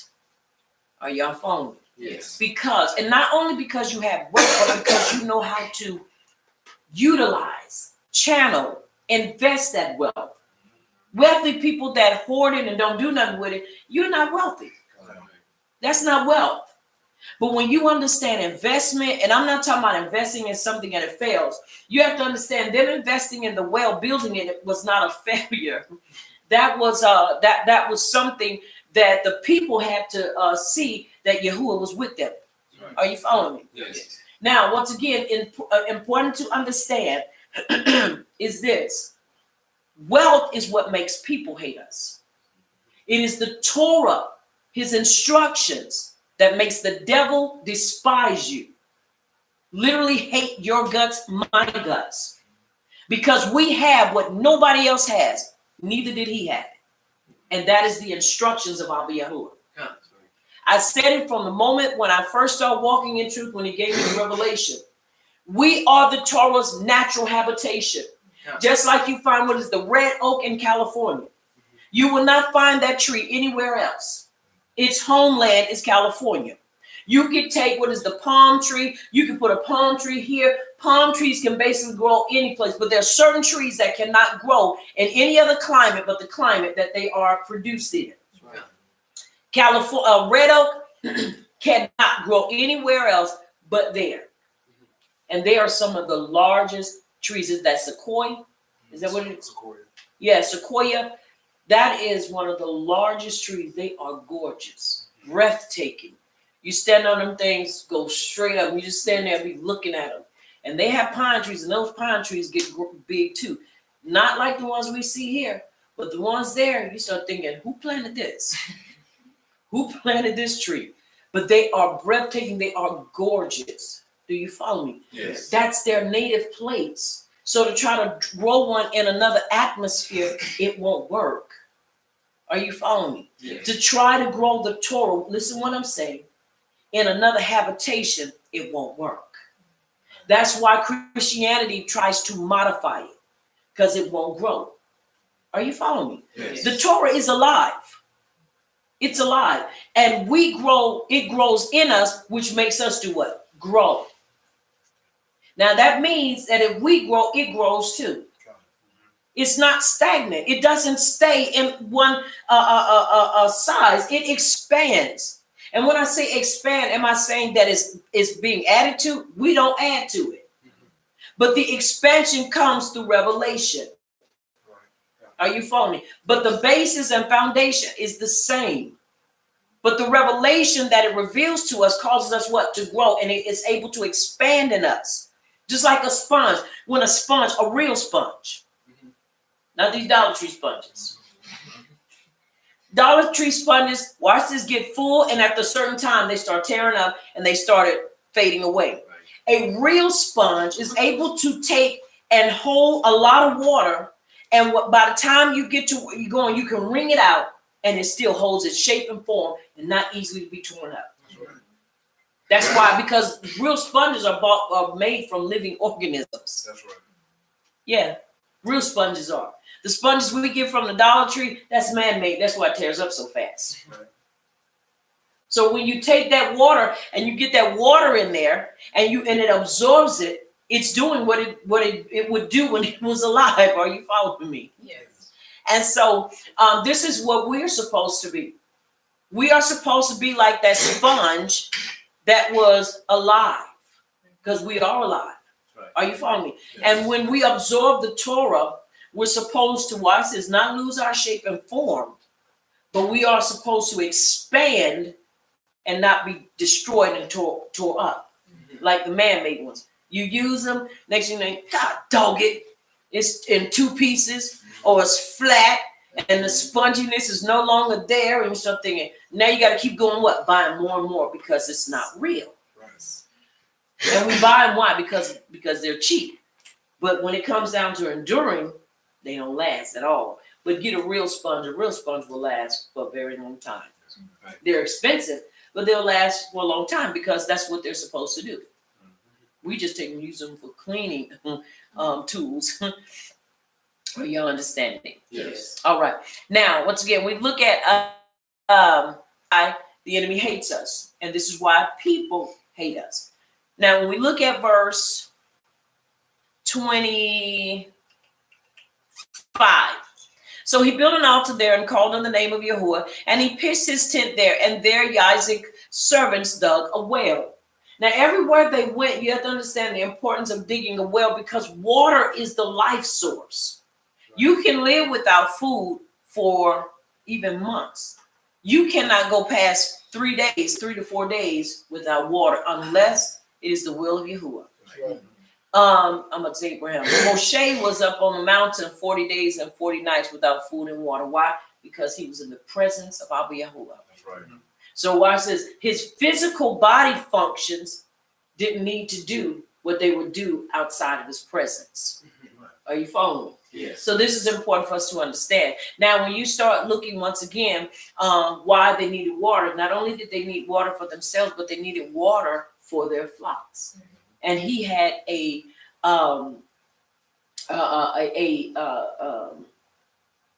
unique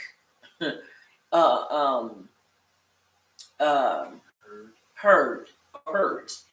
He had plenty of flocks. He had flocks of camels, asses. He basically had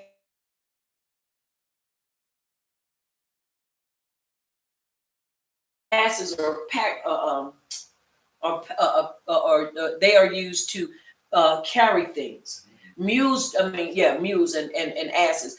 Normally camels are used to support and carry people. Are you following me? Even oxen can pull things, but each one of them had their specific task. So with that many flocks, you had to make sure you had that much water. And then you have servants. You got to eat. You got to bathe in it. You got to water your plants or your gardens. And then you got to make sure that everything you have is water. So you got to have a nice water supply. So this is why they had to dig another well. And so as they were digging the wells, are you following me? And also he made sure that he never forgot Abba Yahuwah. This is why no matter where we go and no matter what we achieve and no matter what we gain, it is important that we always take time to allow Abba Yahuwah to know that we appreciate him and that we are not going to defect on him and we're not going to forget him. Because remember, it was right after verse 24, after Yahuwah spoke to him, he did what? He went and offered up. This is why we have to be this type of people. When Yahuwah brings us a word or brings us something that is to encourage us, we ought to never hesitate to sow back into him. Right. Are you following me? Yes. Very important for us to understand that. Now, a well, which he did not name until after Abimelech's visit to him, when he was first apprised of this well. It's observed that it was only after he called upon the name of Yahuwah that Abimelech came to him with shalom overtures. In other words, after seeing, now remember, 2 of them were taken from him. They come right back, they build another one, or they find another well. They dig another well, I should say. Then they come back and they dig another. Now, let me show you something, the importance of understanding what your task is and doing it. While he's in the presence of Abba Yahuwah, while he's doing what he knows to make sure that everything stays together, they're doing what they're supposed to do. Now, one time do you see where he had to stop what he was doing and say, did y'all dig that well? They went and dug it because they knew that was what they were called or what their service was unto him. Right. He didn't have to tell those that were tending to the flock, did you feed the flocks? They understood if we don't do our job, we don't get paid. Are y'all following me? Yes. So it's important that we understand. Everybody understood their function. Everybody understood what it was what they were needed to do. This is why they were brought on board. You don't go work at a company just because. Them people don't care about what you look like or who you are. They want your abilities. Right. They want your skills. They want your talents. Are you following me? Yes. And they had it. And so this is what they were doing. And they were doing it. And watch this, I'm sure when they walked up and they saw them people being busy, like busy bees and like ants, they were still like blown away. See, because once again, you know how strong a people are when you see that everybody is doing what they're supposed to do. That makes things so much easier. We ain't striving for easy, but we're striving for things to be right. Right. Are you following me? Yes. Very important. All right. Verse 26. Then Abimelech came to him from Gerar with Ahazath, one of his friends, as Pishko, the commander of his army. So he took one of his friends with him. Are you following me? Yes. Where I was saying, look, I got to show you something. I got to show you somebody, not something. I got to show you somebody. You know, I'm sure he took him because he wanted to brag. You got to see what this brother has. Mind you, he's still young. He's not an old man, but he's doing what following in the instructions of Abba Yahuwah and going where Abba Yahuwah leads him. Are y'all following me? Yes. He ain't straying from the course. Now, Ahazath, his friend, on the base of the Targum renders a company of his friends. So it wasn't just one person. He went with this friend. Now you have to understand, when you go on a war, going to fight with somebody, you do take friends with you, but you take people with some power. Yeah. Yes. But I believe he took it because he wanted to show them how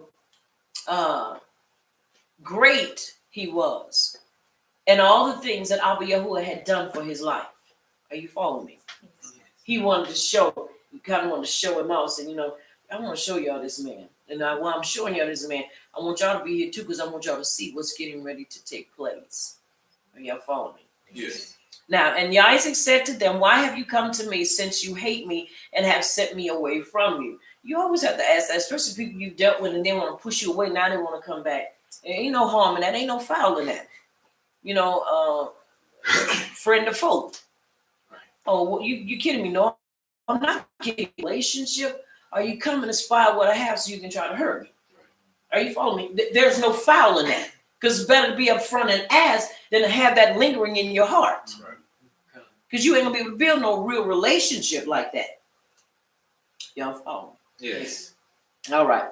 They said, not just him, they said, we have certainly seen that Yahuwah is with you. So we said, let there now be an oath between us and you, and let us make a covenant with you. Now, once again, I'm sure he had to bring them so that they could see, because just hearing it was one thing, but to see it, to convince them, y'all, we need to make a covenant with him.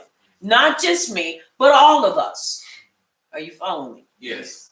And you have to understand, when you have friends that you really care about, you want to make sure they in on what you in on. Are you following me? Yes. That's how you know when you have real friends. That's right. Because what is great for them is great for you. When you have real friends, they want to include you in and say, look, let me show you this here. Okay, great. Now this is what we gonna do, because I'm secure in me, but I also want what I want you to be secure too. Right. Once again, those are real friends. That's right. When you know something that I may not know and you're willing to share it. Right. I may know something you don't know and I'm willing to share it. This is important, and this is one of the things that helps us to establish healthy relationships. That's right. That's important. Right. Because a lot of times people don't like sharing, especially people that like to hog the limelight. I'm not a limelight person. Right. Are you following me? Yes. But you got people that like to hog the spotlight. They don't want to tell you nothing, don't want to tell you nothing again. And then if they do, they don't tell you where the source of it is. Right. Are you following me? Now, I'll put it in this manner. There are some things when people ask me if they ask me for certain material, I'll tell them, first of all, I don't feel led to give you that. Because right now, that's not what you need. Now, either you're going to trust me or you're not. That's not trying to withhold information from you. That's just saying right now, if you're struggling with this, why am I going to add that on it? Right. If you can't lift 10 pounds, why am I going to add another 5? You follow me? Yes. That just makes it even harder. And now you're struggling to you couldn't pick up what you had. Now you're really struggling because you can't pick up with that extra weight. Right. So the wise thing to do is say, look, I have something else that will help you get to that point. And when you're ready for that, then I can give you that. Right. Are y'all following me? Yes. But you don't want to ever do anything over that because you can hurt a person. And so it's important that we understand that really we can hurt one another by giving too much stuff. Cause somebody to kill over too much information. Are y'all following me? Yeah. Excuse me. All right, let's look at verse 28. And they said, we have certainly seen, once again, that Yahuwah is with you. So we said, let there now be an oath between us and between us and you, and let us make a covenant with you.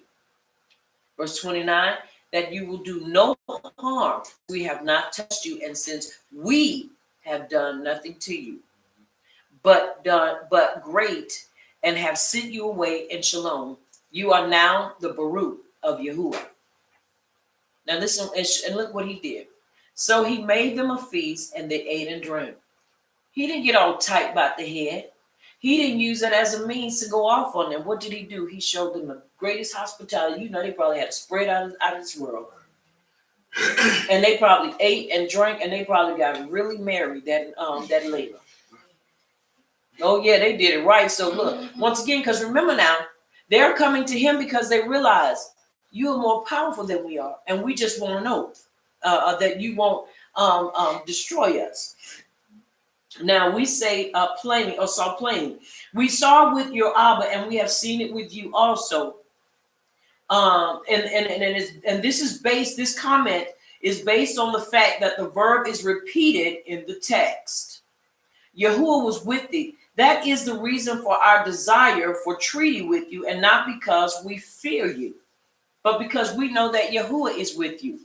And this is why we want to make this treaty with you. Are y'all following me? Yes. An oath betwixt us, a renewal of the oath made with your Abba. So once again, he didn't go after they harshly treated him and then turn around and say, no, I got you right where I want you. So no, I'm not going to. And if you cross me, I'm going to devastate you. Are you following me? Yes.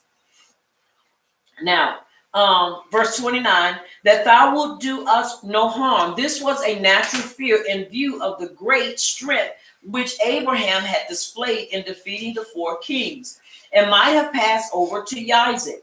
To have defeated Abimelech would have required a much smaller force. So once again, you have to look at this. And one thing that's so important is the legacy and also the where people view us from.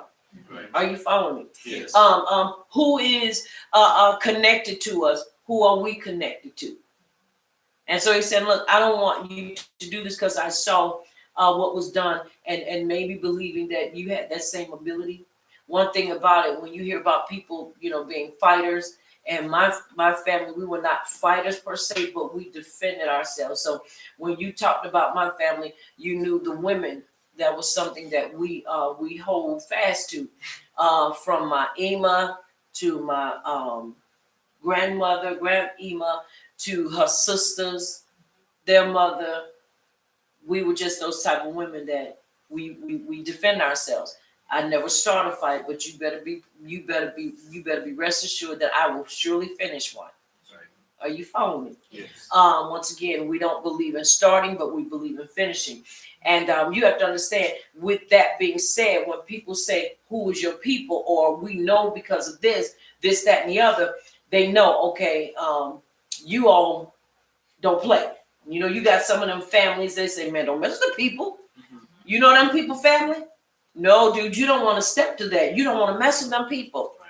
So you kind of see that this is one of the things. And one of the things that's important with that is that Abraham was I won't say soft-spoken, but Abraham minded his business and did what Abba Yahuwah told him. Same thing with Isaac. So you start looking and saying, yep, he is his Abba's son. Why? Because he has that same demeanor. Right. He has the same character. He holds himself and carries himself in the same way.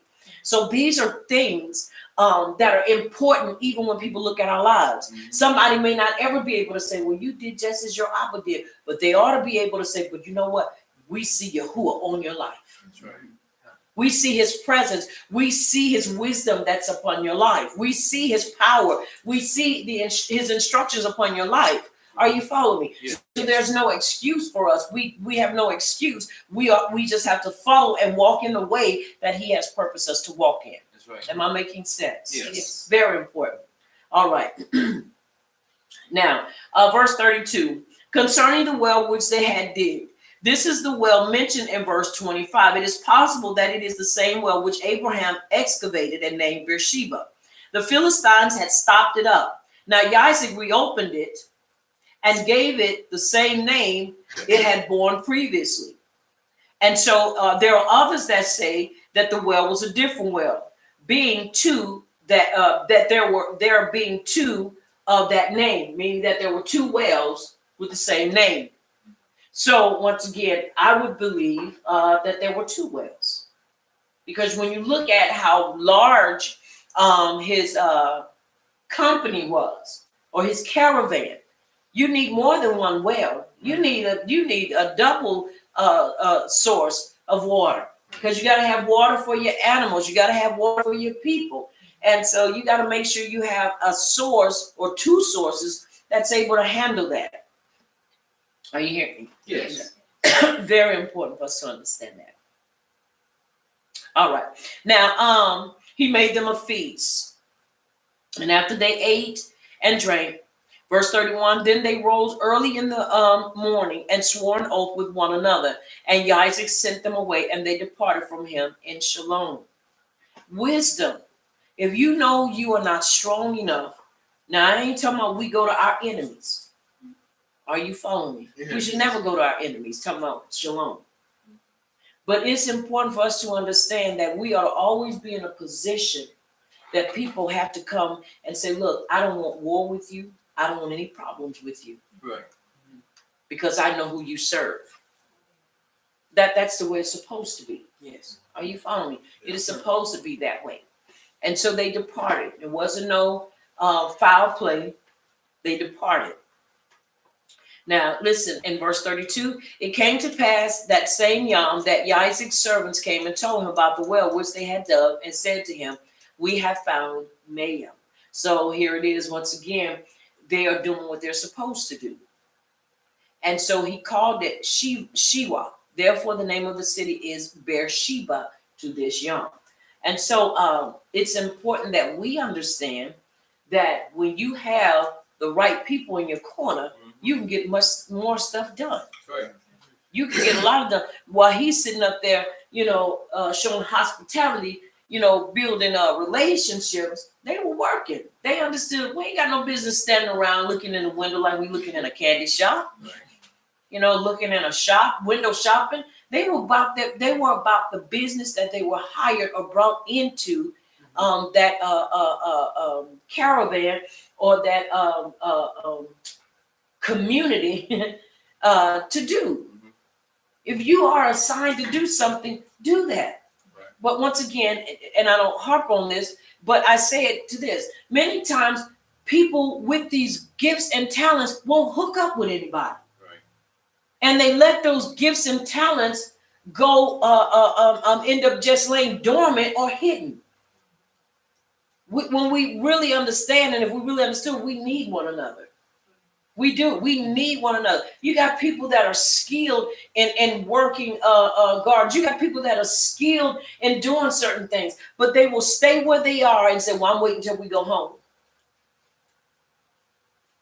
And they won't invest any of their abilities to helping anybody else. Right.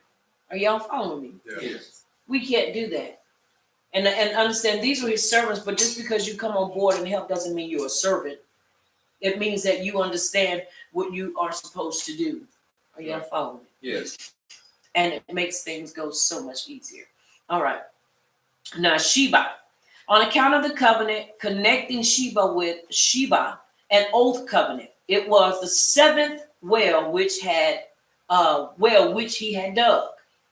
So once again, we're seeing these things take place, flesh out, and are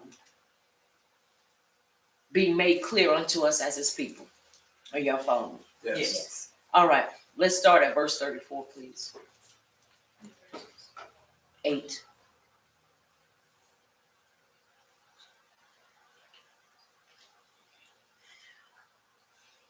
Sheath 26, verse, you said 34?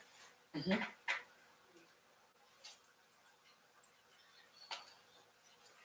And Esau was 40 years old when he took to Isha, Judith, the bat of Beri the Hittite, and the Bashemath, the bat of Elon the Hittite, which were a grief of mine unto Isaac and unto Ribekah.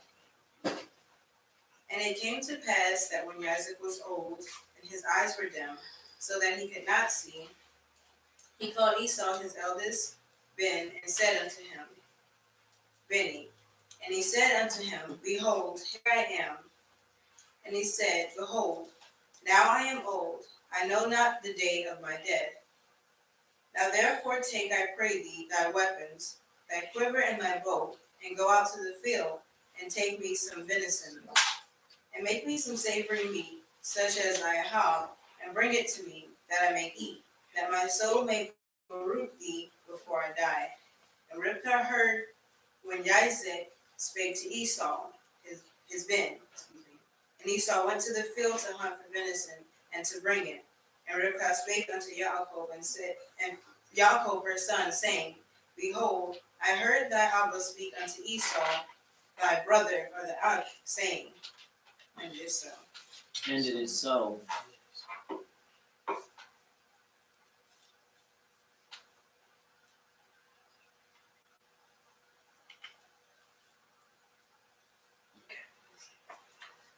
Excuse me. 34. When Esau was 40 years old, he took as wives Yehudith, the daughter of Beri, the Hittite, and Besmath, the daughter of Elon, the Hittite. Now, let's look at this. Esau being what? Rebellious. He's being rebellious. You got to look at it for what it is. This is after he sold his birthright. And after he sold his birthright, he despised what? His identity.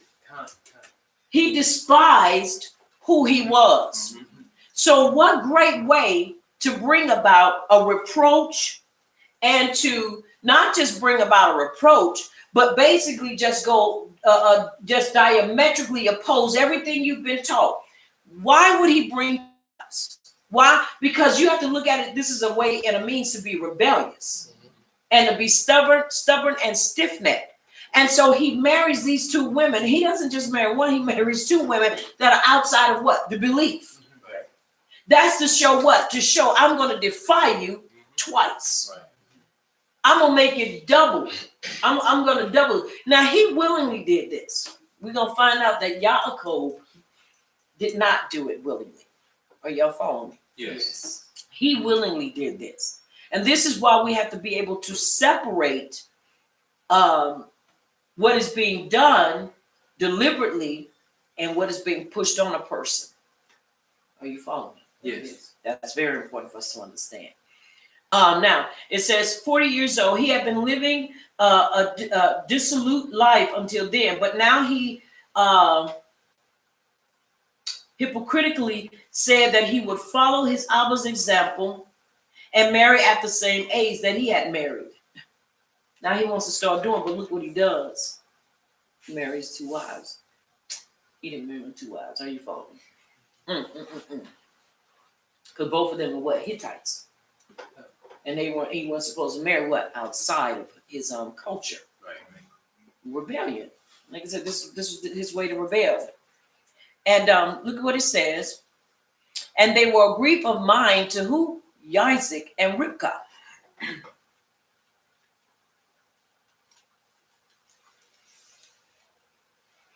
And you have to understand, many believe marrying outside is okay, but it is an act of rebellion and sin according to the Torah. So if everybody want to go talking about they marrying, what is it? Not Gad. Not Ephraim. Ephraim That's my guys. Issachar. Because everybody want to say that Issachar are the Mexicans, which you have to understand. If you're gonna marry a real one, you better go get one chocolatey chocolate. Are you hearing me? I'm talking about my chocolate. Are you hearing me? I'm serious. Because if you're gonna marry one, you better marry a real one. Not the one that is portrayed as being us. I know a lot of people ain't gonna like it, but it is the truth. You're gonna marry them, then marry the real ones. The original. Don't go getting one that you know that's been bred out and now they just as milky as they want to be. And I ain't talking about chocolate milk. No, let's be real, y'all. They do these things. Why? It's an act of rebellion. You go marry the lightest thing out there, and I'm not saying, and understand what I'm saying, because my children, I have children that are peanut butter color. We call them peanut butter. We have peanut butter, and we have chocolate, and then we have that rich dark chocolate. Are you hearing me? Yes. So we have peanut butter, chocolate, and then milk chocolate, and then we have dark chocolate. But the bottom line is, you have to understand what I'm saying is, whenever you interrupt that bloodline, it's going to come through. You're going to see it. I'm not saying that there are not any light-skinned Ibram out there, but what I am saying is that when you know, when it's all said and done, that these people are not Hebrew, but yet you continue to walk in that lie because that's what you've always wanted. And I put in the words of Dr. Umar Johnson. He said, now when you get up on your feet and you get a little something, now you think you reward yourself with a European woman. Mm-hmm. And this is what they do. I like how my sister said it. She said, why you can't find one that's dark and nappy-headed? You know, they want to say nappy-headed. I'm serious. Why? Because we still struggle with that what? With that inner hatred. We look in the mirror and we say, man, we are a great people. But then all the while when you look in, your whole desire is to have somebody that's the opposite of you. Right. Now, once again, don't get me wrong. You do have some fair-skinned Hebrews out there. Light-skinned. But you know the difference between them and the other people. You want to know? Look at the nose. That nose, that thing don't ever lie. Are you hearing me? Because some of us got wide, some of us have pointy wide, but you still know that's the nose of a Hebrew. Are you following me? Yes. You got them noses, huh? Nose. Right, a nose. And so we know this. But the bottom line, this was out of rebellion. He said, look, I'll do part of it. I'll marry at 40, but I'm going to show you that I'm going to go contrary to what you've done. Now watch this. When he married these women, they were what? Full grown. You're following what I'm saying? Yes. Like I say, just because it's in a book don't make it right. Research. Then not only research, pray. If this ain't right, I'll be Yahuwah. Convict me through Yahush. Convict me because I want to do right. If this ain't right, then convict me because I don't want to hold on to it and it's not right. Are you following me? Yes. All right, very important for us to understand. Now, let's look at this as we come through here. Now we're in chapter 27, right? Yes. All right, chapter 27. Like I said, I try to go through each one. Why? Because I want us to see, especially, I won't say each one, but as one that has the footnotes on it so that we can get a better understanding and get clarity. Now, the Hittite, Isaac did not take the same care which his Abba had taken to see that his sons married fitting wives. Because he was what? He was much older, but if you notice, the state of his body was different than Abraham. It never said Abraham became dim in his eyesight, did it? No. He didn't suffer from that. But Isaac did. We don't know why he did, but he did. It doesn't show why he basically his health began to degenerate or decrease when Abraham kind of maintained. Right. Are you following me? Yes. So once again, it's important for us to look at the different things, and he did not. So he just kind of went off and did whatever he wanted to do. But once again, if we're not careful as parents, you can allow your heart for them to blind you. because he didn't correct him. He didn't correct him. He could have been scared of him too. It's a possibility because you're not going to tell me you an archer. You ain't going to be no little bony person. He probably was nice and thick, probably one of them nice and thick brothers. You follow me? That get out there and you got to be able to carry them, the antelope and the deer and everything back. Are you following me? So he had to be thick, but there had to be something there that prevented him. And all the time it's not fear. It's just sometimes if you are a parent and you understand the hobby you have, there are times that when you dealt with people and you get to a point and say, look, I don't feel like this, because if I go down this route, we're going to end up fussing, and I don't feel like fussing anymore. Are you hearing me? Yes. So it could have been one of those. But the bottom line is we are to never, ever turn a blinded eye or deaf ear when it's wrong. If they get mad at you, they just have to get mad at you. One or two things: either they'll get over it and come back, or they'll keep on moving. Mm-hmm. But he did this. All right. Bitterness, morath, spirit. It is derived from the word mara, to rebel. Not from mara, bitter. They were rebellious, intentionally seeking to provoke. It derives it from a root connected with the noun for night. They cut short their lives. So, and it says unto Isaac and Rivkah, and that they worship idols. So you have to understand they were doing this in their presence. He married them, so he brought them home. So you wake up in the morning and you hear chatting and you smelling stuff, and you go in and you see all this and you start, what the what? And you go in and they in there, dancing around with idols, and they in there cutting, and ain't no telling what else. They're older. Now, Rivkah probably was younger. We know she was younger, but you're looking at Isaac, who was older. And so now this is being allowed in the house. Are you following me? Yes. When you back in the day when we was in Christianity, said, no, that music you'll be playing in my house. Get that mess up out of here. I don't want to hear none of that mess. You follow me? You ain't gonna be doing all that stuff up in here. Get that mess up out my house. Well, you got those that had that strength to do it. Then you had those that said, well, ain't really nothing we could do, because if we say something, look like they liable to go off on us and eat us.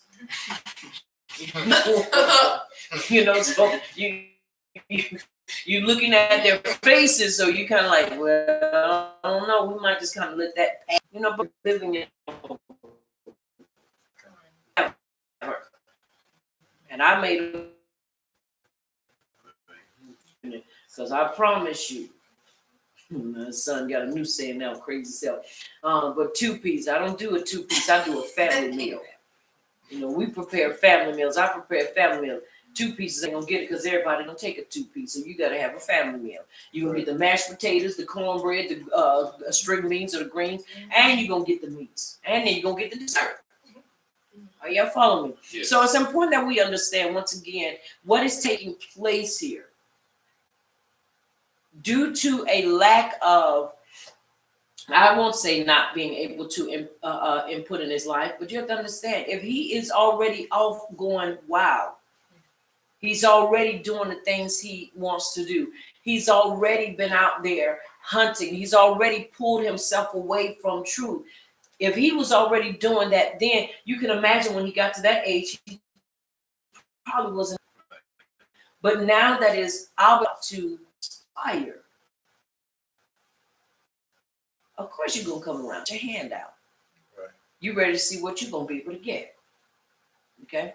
All right. Now we're in chapter 27. Now it came to pass when Isaac was old and his eyes were so dim that he could not see, that he called Esau, his eldest son, and said to him, my son. And he answered him, here I am. Now if he called to him, that lets us know that he was somewhere else. Are you following me? Yes. All right.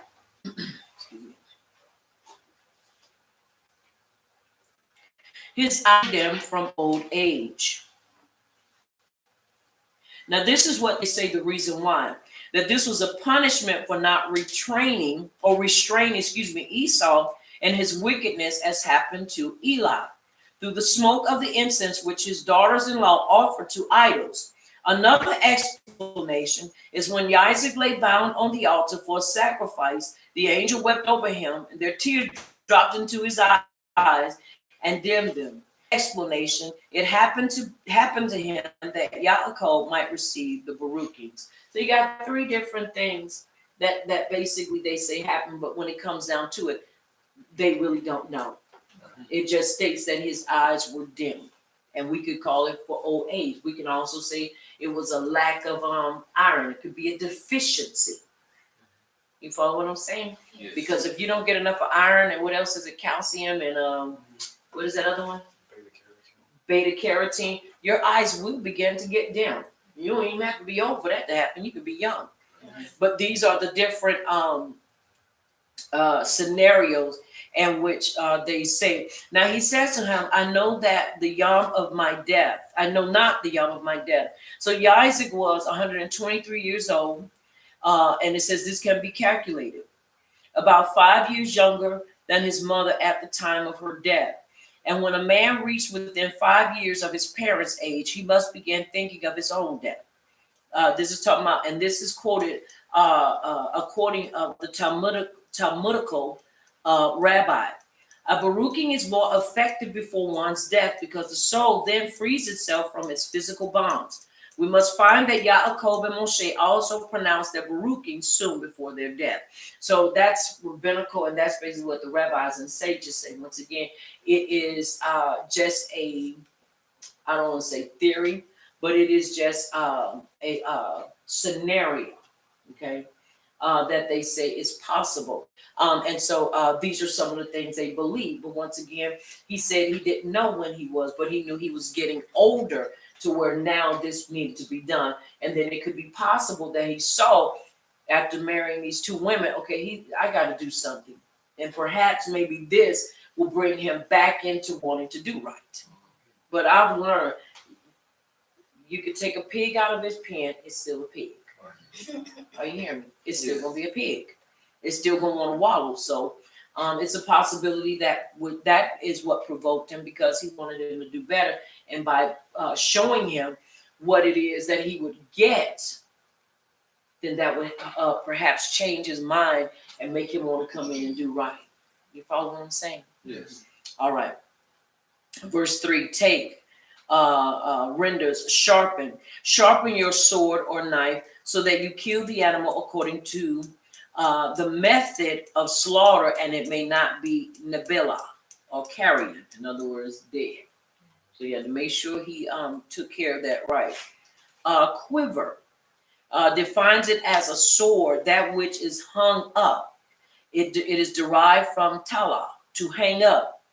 And this is agreed with the derivation, but renders the quiver being the place in which the arrows are kept or hung. So in other words, he tells him, now get your stuff, I need you to go out there. Now mind you, now once again, let's look at the scenario and let's look at the bigger picture. He's married to two women. Ain't no telling what all they were not doing in that house. He says, now go son, go hunting. Loose yourself and go hunting, okay? Go hunt. And then go do it right. Now, anytime you have to give instructions, that says that there were things that he was doing that he knew wasn't right. So you have to give him the instructions. It's almost like, now when you go in there, don't give me no water out the sink. Get me my water out of my what? Out of my jugs that says what? Spring water. I don't drink distilled water, and I don't drink water off the faucet. I only drink spring water. And I only drink a certain kind of spring water. So you have to kind of give that. Why? Because you don't give them instructions and they haven't been doing it. They just don't bring me some what? Water. And I can smell it and I can taste it. I can smell it from a ways off, because I haven't had that stuff in my body in years. So I don't drink that. So once again, the instructions are key. Somebody said instructions. Instructions are key. So he had to give them the right instructions. So once again, it could be prepared right. Are you hearing me? Yes. All right. Take me. Literally hunt for me an animal which is ownerless. Do not steal it. Do not steal it. You want to go in somebody, hey, I see a nice right there in the corral. Go get it and take it on home. No, he ain't going hunt for it. Make me savory food. He made this request of Esau that the latter might be worthy of his Baruch in return for filial obedience. Or filial obedience.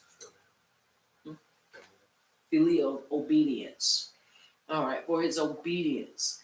Now bless thee. Isaac intended to Baruch him that Yahuwah's promise to Abraham that his seed would inherit the land should be fulfilled through Esau. Presumably, Rebekah had never told Isaac of the prophecy that the elder would serve the younger. Now, we could believe that, or we could believe that he just made up in his mind. He didn't care what was said, and he was going to still try to put it on Esau. Because the only thing that we have, once again, is that he was getting ready to do this. Now, watch this. And in spite of his actions, he was still ready to Baruch him, which leads me to believe that he was partial. Because he saw what type of work. He didn't ask Rebecca or Rivkah to do it. He didn't even ask Yaakov to do it. He said, Esau, go fix it. Now, when you get it, now I want you to come back and cook it for me. Are you hearing me? Yes. Almost like I say, to recover from all the stuff that he had done in the past. Right. Almost like, you got to give me a justifiable reason to Baruch you. So just do this exactly like I told you and come on back and let's have it done. Okay? Now, how can we bring that into our modern time? We ought to always walk in truth. We ought to always walk to satisfy and to please Abba Yahuwah. But in pleasing Abba Yahuwah and doing all this, you got to understand you still have someone to answer to. Are you hearing me? Yes. And I believe Isaac's desire was to see both of his sons, not just one. Any parent, hear me well, worth their soul, regardless of how horrible your children may seem, how out there, ratchet, whatever it may be, you still want to be able to impart into them a part of what you have. Are you following me? Because your whole desire and goal is that they will walk upright and adhere to the things of Abba Yahuwah. So as a parent, I could assume, and this is just me as a parent, this is as a mother's perspective, I'm not a man. Neither do I desire to be one. But what I'm saying is, you have to understand, here it is, this is his oldest son. Any man worth his salt want the oldest son to carry the mantle, carry the torch. Mm-hmm. Yes. And you're willing to do what you need to do, but at the same time, wisdom has got to be key. And I believe that the reason why he did this was because he wanted to have a reason, a legitimate reason, to say he could Baruch him with this Baruching. You're following me? Yes. I believe that, and this is why it was to be done. Now,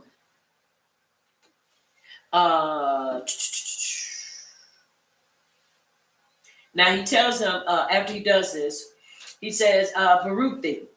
Isaac intended to Baruch him once again that Yahuwah's promise to Abraham that his seed would inherit the land. Now, once again, we could always assume that they didn't talk, or we could assume that it was said, but he was still going to try to change it. That he was going to figure some way on how to change this. To hunt for venison and to bring it. Why add and to bring it? If he could capture it in the hunt, well and great. If not, he would steal it. So maybe this is reason why he ended up getting in the brawl with Nimrod. Why would you just start fighting your uncle? Is it possible? Let's just look. You stealing over his land. Because remember, Nimrod was a warrior, and what did he do? He went and captured. So if you capture the land, like capturing the flag, you got what? You get the flag, you got all the land. Right. So anything on the land is what? Yours. Is yours. Could it be possible? Hey, young buck, what you doing on my property? Who are you? I'm here to hunt. No, you don't hunt on this. Nobody gave you permission. Now what happens? The brawl happens. Now what are they doing? They're fighting. Are you following me? Yes. Because come on now, are we just going to say they just started fighting because they looked at each other? Even the, I won't say worst families, but even the families that have those kind of issues, the brawl doesn't start unless there's an argument or something that happens, and it happens all the time. Why? Because it's predictable. Is it possible that once again he was on his land. And he saw him stealing, and he looked at that as stealing. You come on my land hunting, that's stealing, especially if you don't get permission. I don't care if there are no boundaries. I don't care if there are no trespassing. You know it's not your land. Right. And so this is a possibility as to why they could have gotten into the fight. And this is why he was telling him that when you go, don't go steal it. If you can't rightfully hunt it, don't go and steal it. Are you following me? Yes. Now, mind you, this is after what? After him and Nimrod has already brawled. This is the instructions that are given to him. Are y'all following me? Yes. All right. Now, before Yahuwah, with his permission, that is, that he might confirm it in the name of Yahuwah.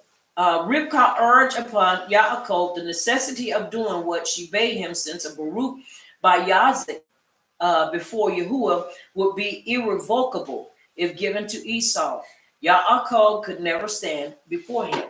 So once it was given, it would be no need for his brother to be there. But isn't this amazing? They're twins. But you still have them minutes apart, which constitute Esau as being the oldest. So that is why he would get it and not Yaakov. But he's like, no. She's like, no.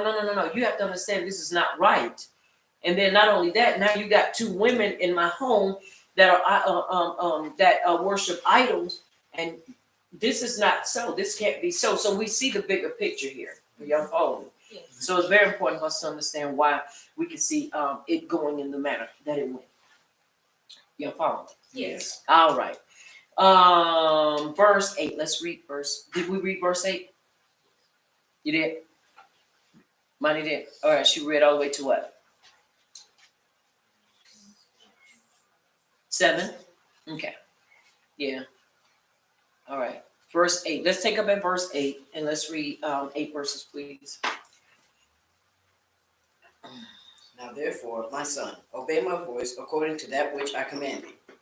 Go now to the flock and fetch me from thence 2 great kids of the goats, and I will make them savory meat for thy father, such as he hath. Thou shalt bring it to thy Abba, that he may eat, and that he may bruit thee before his death. And Yaakov said to Rebekah, his mother, behold, Esau my brother is a hairy man, and I am a smooth man.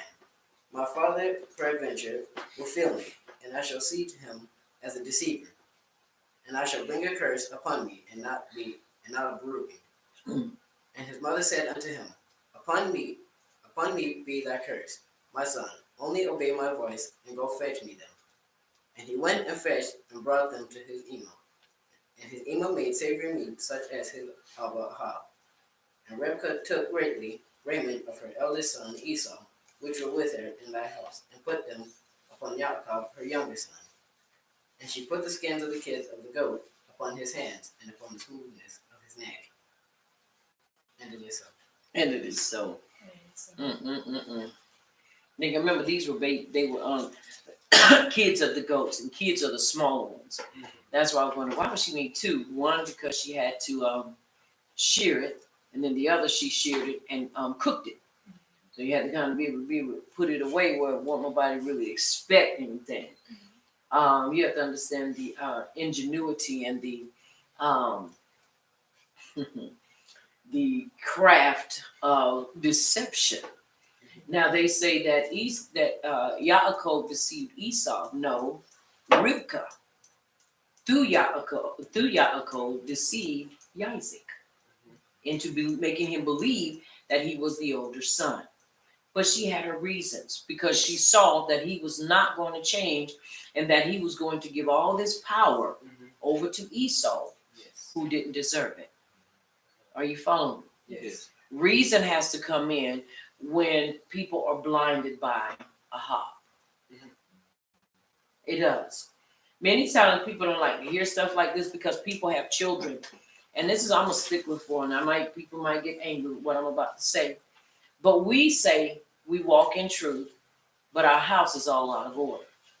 Your sons, your daughters don't walk in truth. Why? Because they don't hear you talk about truth. Y'all follow me? Yes. Your house is not in order. So you let your sons, your daughters, your whatever you want to call them, your booty butts, your princes, your prince, you let them live in your home, But you don't sit down and talk to them about Torah. Why? Because you say, well, they're grown, but they're in your home. Are you hearing me? Yes. You let them do whatever they want. They can say whatever they want. So now, when it's all said and done, they basically do whatever. And we still want to uphold and say that we are Torah keepers and we're believers of truth, when it specifically tells us that we are to do what? Talk about this to our children. I don't care if you're 105, you're still my child. You are still my child, Yes. regardless. And so it is our responsibility to constantly talk, constantly to reiterate and to sow that seed of truth in the hearing of our children. But many people won't do it. Why? Because they say, well, they grown, or because they harm them so much, well, whatever they want to do, and I believe that just like he worked on me and gave me time, he'll give them time. So we use that excuse to let people do whatever they want to do, and it's wrong. Whether you like it or not, it is wrong. Because Yahuwah is going to hold us all accountable for not teaching it. It doesn't matter if they want to hear it. It's our responsibility, and especially if they're under your roof. That's right. Yes. Especially when they're living up under your roof. So it's important that we understand what is taking place here. But she's the one, not Yaakov. Yaakov put it out there. He wanted it, he took it, and he moved on, which we understand. He wanted him to sell him the right, which was to be able to conduct the sacrificial, the sacred ordinances and so forth. That's what he wanted. Esau didn't want that. He wouldn't have never knew what to do, even if he had possession of it. That's like throwing somebody up, talking about, okay, we're going to do the feast, and you don't know nothing about doing the feast, but because you're the eldest, and now you want to step up, and now we throw you up there. No. That's not how that works. So y'all follow me? Yes. And so you don't know the ramifications. You don't know the steps to take. And so this is why it is important that we understand why I believe also Rivka was like, no, we cannot, because he does not know what to do. He's already proven to us. Why put him in the position to have all this authority? And he's already shown us he has 2 wives that are Hittites. And they're in our house worshiping the enemy. And you're still trying to give him this portion that doesn't belong to him. We that it doesn't matter how people may feel about it. If you're going to truly serve Abba Yahuwah, you better be ready to experience things. Are you following me? Yes. That's going to go against the grain.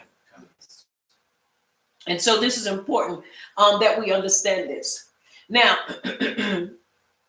she said, now, you will never be able to stand before him if you don't listen to what I'm saying.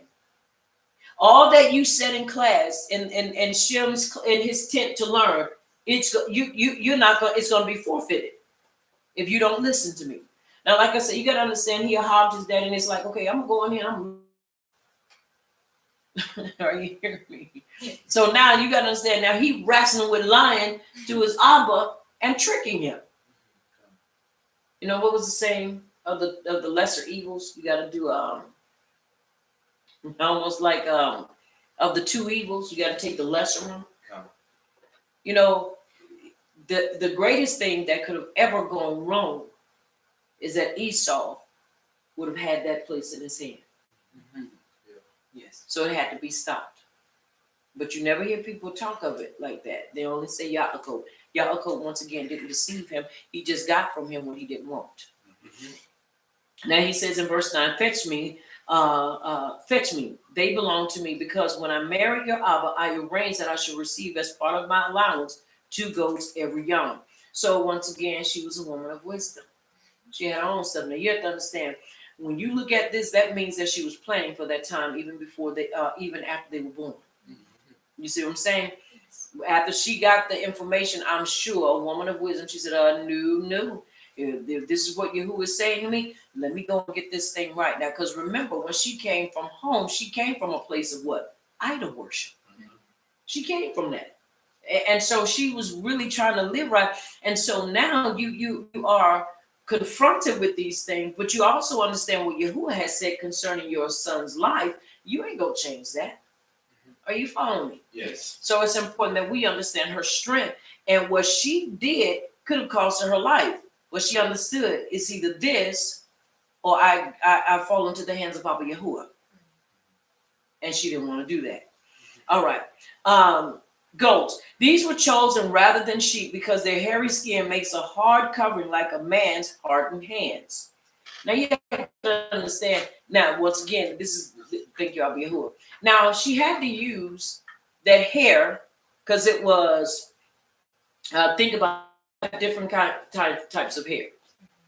When you think about the goats that have that old hard, coarse hair, think about the kind of fuzzy hair or curly hair, because you have goats like that too, don't you? Yeah, not the straight hair that's like dog hair. Now you do have goats that have hair like that.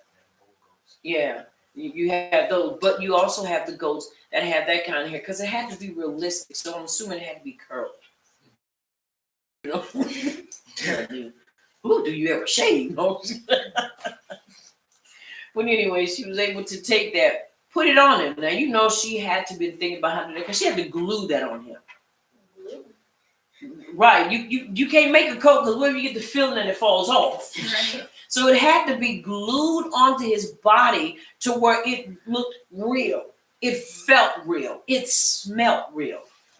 Are you following me? And so it had to be where she was able to do it to where it was not able to be recognized as being something be added on. And so he said, now, such as he ahabs it, the flesh of a young goat tastes like venison. So he didn't even realize the taste either. Because it tastes like that. Now, I've never had goat before, but I've had venison. All of them are real gamey. But if you know how to cook it, it tastes well. Now, after she does, she tells him to do this. In verse 12, we see where it says, peradventure will fill me. He already knew because I'm sure this was something that when he went into his Abba, that he would do. You know, anybody, well, that's what they would do. Most times you see people that don't have the vision like they have, they really can recognize your voice. They don't have to touch you. But then there are those that really don't know your voice that have to touch you. But we can believe that the reason why is because he probably had started doing this. Come to me, let me touch you, let me feel your face. And he was like, okay, if I do this, he's going to do this because this is his what? Ritual. He does this, so he's going to catch me, he's going to find out. And so she already had that prepared. And so, excuse me, it says, peradventure will fill me. Not suspiciously, but when he lays his hand upon me to baruch me or draws me near to kiss. You know, because that was a culture for the Abba to kiss his son, which many times today we wonder why we got all these knuckleheads and we got all these brothers. It's because they've never had a Abba to kiss them. I didn't say sexually assault them. There's a difference to kiss a son on the forehead or on the cheek, to reinforce his ahab for him and to show him. Are you following me? Yes. These are things that are not done because most of the time what men do is, man up, boy, you're a man, hit him in the chest. That's not what we're supposed to do. That's not making him a man. He's not a punching bag. Are you following me? Yes. That's not how you make a man. Punching him. You know what I'm saying? You the way you embrace him and show him the difference of a man that's being what? Effeminate. And a man that is being masculine, but showing you that he can be be a nurturer and not be funny. See, because just because you see a brother kiss his daughter don't mean nothing, because he can have them fetish ways. Are you following me? Yes. It like I say, you have to be careful. But when you can see a man, an older man, and even a younger man, embrace his son and kiss him and reinforce that ahab, that's not funny business. Exactly. And I didn't say two men, I said a man that can embrace his son and that can show that ahab and kiss him and reinforces Ahab and show him, you are a man. And I'm the only one that should ever be able to put their lips on you. Are you following me? Yes. Now, my older brother, when my boys were born, he would kiss them on the forehead. He would kiss them on the forehead. Why? Because he would always say, these are my nephews. Because he didn't have any nephews until my two sons were born. Are you hearing me? Yes. But he would do that to reinforce that. You don't see that. Now, most of the time, they're showing them how to shoot guns, which I ain't against shooting a gun. But I'm against it when you use that Right. instead of embracing them and showing them the rightful way to Ahab and showing them the rightful way to be touched even by a man. That when, if and when somebody comes to them in the wrong manner, they know how to beat the brakes off of it. That's right. Yes, that's what I said. Beat the brakes off of it. And so it's important that we understand that. And when this is passed down, guess what? It reinforces the strength of that man, that young man, because he knows he can go. Don't break his neck. He can go and he can embrace him. He can hug him. He can talk to him. He can cry and talk with him. It's very rare that you see men cry. Why? Because society has told them not to. But there are some brothers that don't have an issue with crying. Are you following me? Yes. It doesn't mean that you are effeminate. Right. It means that you understand your emotions Right. and that you can and have the right to cry, That's right. especially when you're overwhelmed. Are you hearing me? Yes. Very important for us to understand that. And this is what needs to be seen on that platform. It's not seen. Why? Because they want men to be shown always fussing and hollering and so forth. But very rarely do you see our people prostrate on the floor, crying out to our Yahweh. Right. You don't hear them weeping and wailing. Well, that's for the women. That's for whoever's in trouble. That has nothing to do with gender. That has everything to do with respecting our Savior. Right. This is important. Are you following me? Yes. No, it's not popular because people don't want to do that. People want to come in and do whatever and then be ready for Sunday football or basketball. Are you hearing me? Yes.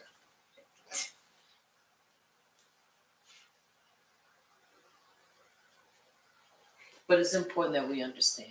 You're following. Yes. I get caught up in my work because I am doing what I do. I do. So once again, and not a Baruch. Even if he has reserved a Baruch for me, he will withhold it when he discovers the deception.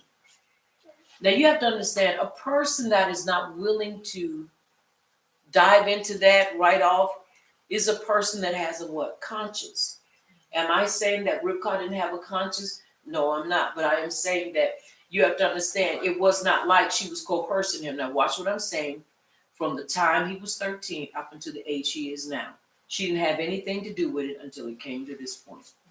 Are you following me? Yes. How do we know? Because she had to convince him to do this. Right. It was of his own accord that he bought the birthright. She had nothing to do with that. But she had everything to do with this being the Baruch being spoken on his life. Are y'all following me? Yes. Very important for us to understand. Because many people say, well, she kind of helped him along the way. This is the only time that you see that she had any part in it. Are you hearing me? Yes. Upon me be thy curse. I take full responsibility, and she had complete confidence in the prophecy that the elder would serve the younger. Now remember, once again, she didn't have an issue with it. She understood it fully well. Verse 15, choices. Either as the Targum renders clean or those which he had coveted. Same root from the famous hunter Nimrod. Now, once again, it's important that we understand what's taking place here. Are you hearing me? Yes. Then Rivkah took the choicest clothes of her eldest son Esau, which were with her in the bed, and put them on Yaakov, her younger son. Now they were in the house with her, I'm sorry. And so you see these things. She had to make it right. That meant they were the same stature, they were different, except one was hairy, because he wasn't a short man. But think about it. Whenever you see Yaakov and Esau, you always see Yaakov being this little small man, but you see Esau being like this hunter. Just because Esau was in a tent don't mean he was small and weak. And it doesn't mean that he was thinner, because there would be no way for him to pass off as being his older brother. Right. Just because he was in the house don't mean he wasn't throwing bags of corn and bags of beans. Are you following me? Right, he wasn't fuzzy. And doesn't mean he was just sitting there being fat. You have to understand, they still had to do things. He still had a daily regimen that helped him, I believe, kept him physically fit. Right. So that's some things that's important for us to acknowledge as well. Are y'all following? Yes. All right. Very important for us to see. Now, which were in her house or her home. Though he was married, he kept these garments in his Emma's home, because he could not trust his wives with them. They were the garments in which he would wait upon his Abba when the latter was dining. So these were things he would put on when he would go into his Abba's chambers, which is respect. Now I mean, this is one of the things too I want to hit on. I know I've been kind of hitting around different things, but it's important too. Many times we don't respect our parents like we should. You know, come in, have hats on, you know, in your presence. When you come in, you're supposed to, just like if you have a sheet, a knife on you, you're supposed to take that off when you come to the presence of family members. You don't keep that on. That's just like me wearing a gun, you know, like I'm going to be ready to pull it out on you if I go to my son's or my daughter's home. Are you following me? Yes. When you have stuff like that, you don't take it in, you take it off and you put it somewhere. You put it in your purse, you conceal it. You don't go in there home with it. You take those things when you're protecting yourself. Right. So when you go, it's about respect. So when he went in, he had the attire, because one, he understood who he was. Right. Then he understood who his grandfather was. Are you following me? Yes. So that is a level of respect that we need to get back into the families, into the mishpachah. You come in, respect. You can come in with your pants all sagging, which none of my sons do that, because I will tie you up. Them pants will be at your throat. And you know they can't make it to your throat, but that means we're going to do some major surgery with them pants. Like, we don't play that. You're not going to stand there. But these are things that have to be addressed. How do we apply that? Respect. When you stand before your Abba, and even when you stand before your Ima, stand accordingly. You're not in the presence of your homies. You're supposed to dress like you are going before people of importance. And they are. Are you hearing me? Yes. What?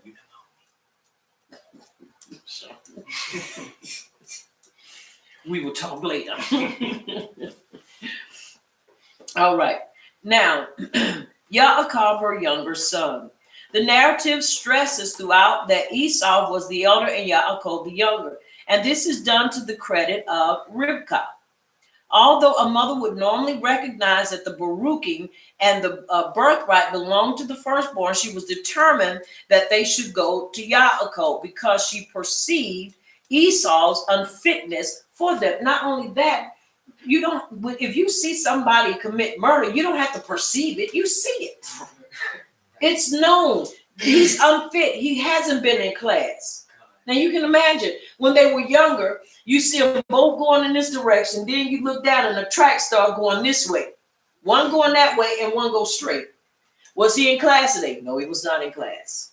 Was he in class? No, he was not in class. Was he? No, he was not. And then you start seeing, then he marries these women that worship idols. What else do you need to see to show you that they're not fit? Right. Nothing else. Are you following me? Yes. This is important. And so it had to be shown forth. Are you hearing me? Yes. All right. Now, let's go verse 19. Can we read verse 19? All right, come on. 19. Let's do 8 verses.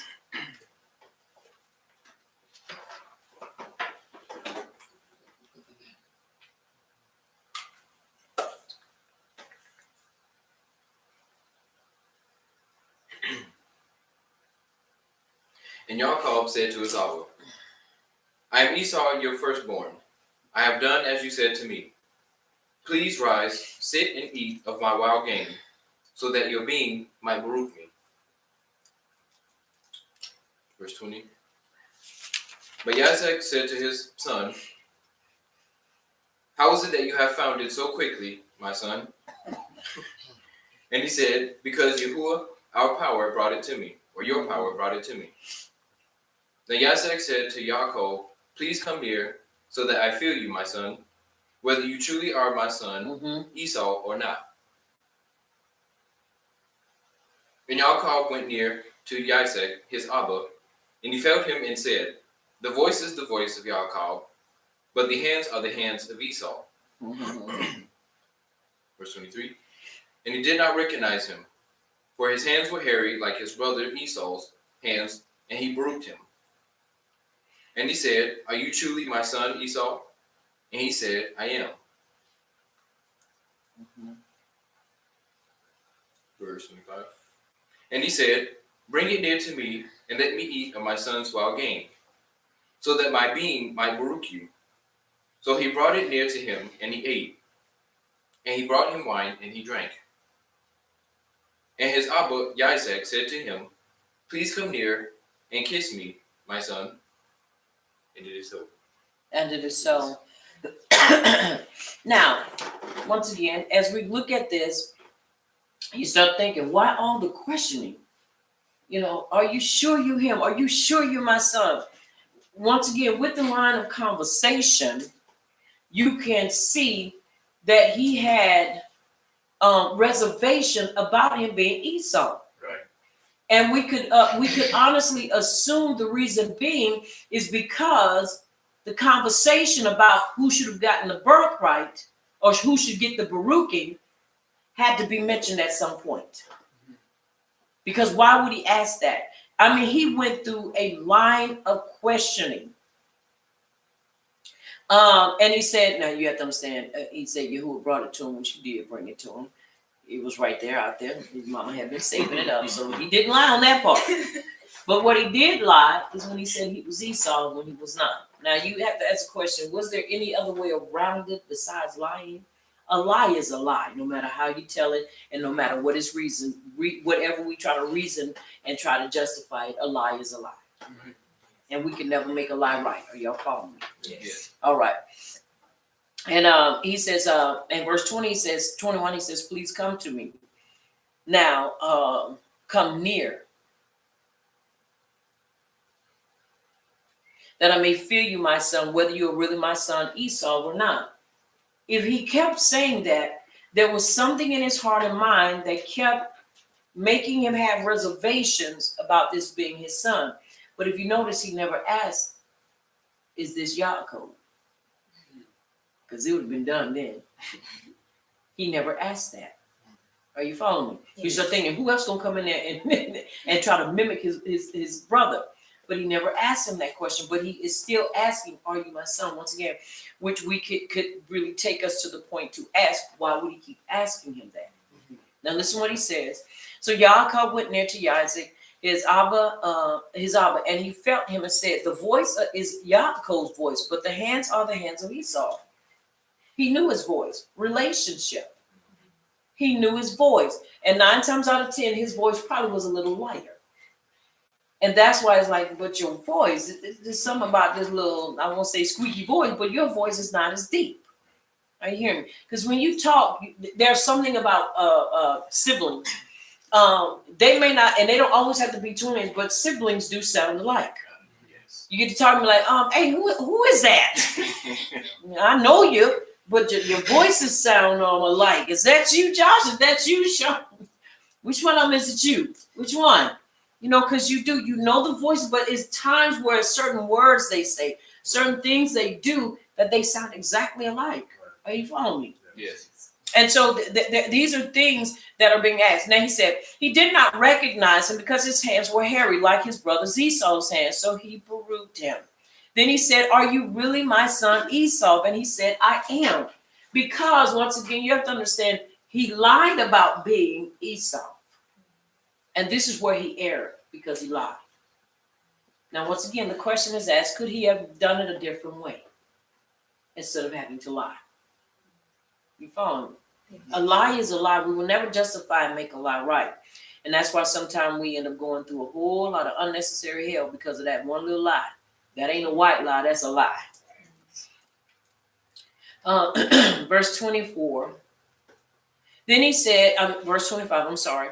And he said, bring it near to me, and I will eat of my son's game so that my soul may baruch you. So he brought it near to him, and he ate, and he brought him wine, and he drank.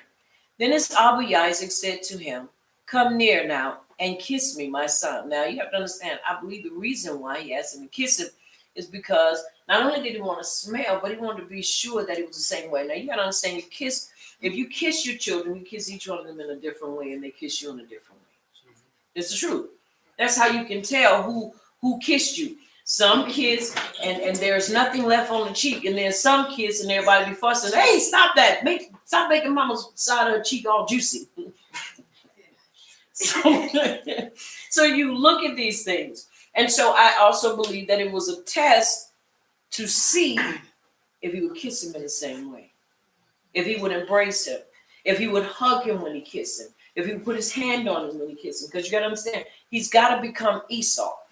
Right. In all his ways at that time, he's got to become him so that he can pull this thing off. Are you hearing me? Yes. And so he kissed him.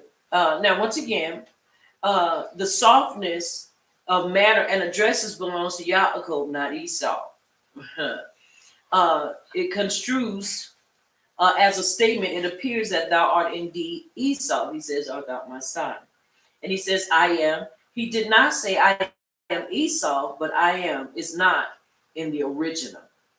Oh, he says, he said, I am. He did not say, no, he says, it says I am. He did not say I am Esau, but I. Am is not in the original. So when he asked him, are you? He didn't say I am. He said I. So in other words, it's almost like you get away with it a little bit, but it's still a lie. You follow me?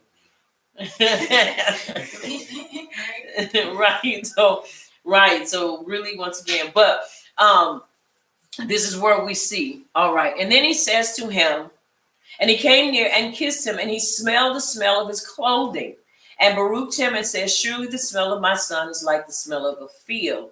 Yahuwah has baruch. Now you have to understand the smell of a field. We can go all kind of verses. We can go earthy, or we can go floral. We can't do floral, but we can definitely do earthy. Are you following me? Yes. So the clothing he wore, that doesn't mean that he stank. It just means that he had the smell of nature. The urban musk. He had the smell of the field. But no, you know when you go outside and it's kind of cold and you come back in and you can smell when people have been outside. They don't stink. It's just that they have that outside smell. And especially when you're out in the fields, you have those. Now, mind you, we're not talking about smog. We're not talking about air pollution. We're not talking about all that stuff. We're talking about being out there and you got the smells of the trees and all that stuff. And so this is what that smell was. And that kind of smell will linger and stay in your clothes. And so he could smell that on him. And so and he says in verse 38, therefore may Yahuwah give you of the dew of the Shemayim, of the fatness of the earth, and plenty of grain and wine. Now listen at this. Yasharal, Yahuwah's people will never be without food if they serve Yahuwah consistently and obey his Torah. We will never be without. Are you following me? Yes. Now, once again, with that being said, many say, well, if we won't, then why should we have to which they lifted it for just 2 weeks, reopened up the government, but they say it's only going to be for a certain amount of time. And so many would say, but if relax scarcity of food, why should we prepare? Because you have to understand, they already had plenty. And all this was given, and what was not given, they did what? They bought and they cultivated. Right. And they used wisdom. Does that mean that they're not supposed to store? No, you have to, because if you don't, what are you gonna have seed to sow for the next year? Where will you get your food from? Are you following me? So we have to understand when he said that we will never lack, it is because he will give us the ability to maintain and keep having more. Right. That's why you have to build. You have to build in order to have more than enough. And then you got to remember, they had enough to sustain other people, other families.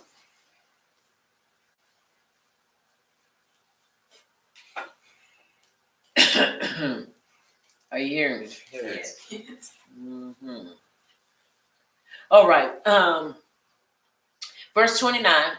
Let people serve you and nations bow down to you. Be master over your brethren and let your mother's sons bow down to you. Now, remember, he only had one brother. Cursed be everyone who curses you, and Baruch be those who Baruch you. Now, you have to remember, he's thinking he's talking to Esau. Is this what Yahuwah put in his mouth, or is this what he wanted to see? This is what he wanted to see. Because this is what he felt was right. Are y'all following me? Yes. Excuse me. I'm going to read verse 29.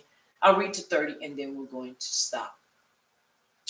I read that. Let people serve you, and nations bow down to you. Be master over your brother, and let your mother's sons bow down to you. Well, you know there was no mother, so who else are you going to be talking about? Are you hearing me? Yes. Cursed be everyone who curses you, and Baruch be those who Baruch you. Now, all those who curse Yasharah will be under a curse, and those that Baruch her will be under a Baruching. And this is where people have to be real careful, especially when you talk about folks in Christianity. Because they're the main ones that always want to talk about y'all curse, y'all walking under, a curse, y'all ain't living right because y'all want people to live under the law. We want you to live under his instructions as he's given it unto us. Right. Do you not know that this is what this is? The writings are his instructions. We just see details about things that were done, but this is all it is his instructions given unto us, his people. But Christianity took it, and not just Christianity, but I'll say the enemy took it, and then he took it and he basically gave it to a people that were willing to continue to distort it and to basically cause it to be spoken of as evil in the hearts and the minds of us as people. Because when you get to talking about walking in the Torah, the first people would say is the law. And Rabbi Shaul said the law was dead and that this, that, and the other sort of thing. And you have to understand he's talking about two. Rabbinical law and the instructions of Abba Yahuwah. That's important for us to understand. But once again, when it is mishandled, these are the things that are going to come about. So in verse 30, he says, then it happened as soon as Isaac had finished Baruch and Yaakov.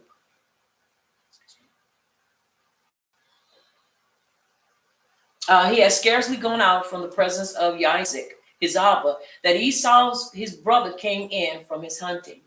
You something and timing was impeccable. Yeah. You have to say that Abba Yahuwah was in that, because while he going out the back door, he coming in the front door. Boy, if he would have met him, it would have been a rumble in the jungle. But you understand everything that close, but you know that was the plan of Yahuwah. Are you following me? Yeah. Once again, it is important that we understand that no matter what or how or what situation we're in, never ever try to justify a lie. Mm-hmm. A lie is just that, a lie. Now, I will go and say this. Will somebody say, but Yahuwah esteemed the lie? No, he did not. Are you following me? Yes. He gave him the Baruching, but the question is, could it have been done another way? I say yes, it could have been done another way. Sometimes, once again, the reason why we go through a lot of things is because of how we start out in it. You follow what I'm saying? Yes. He tricked his Abba, but he didn't trick Esau.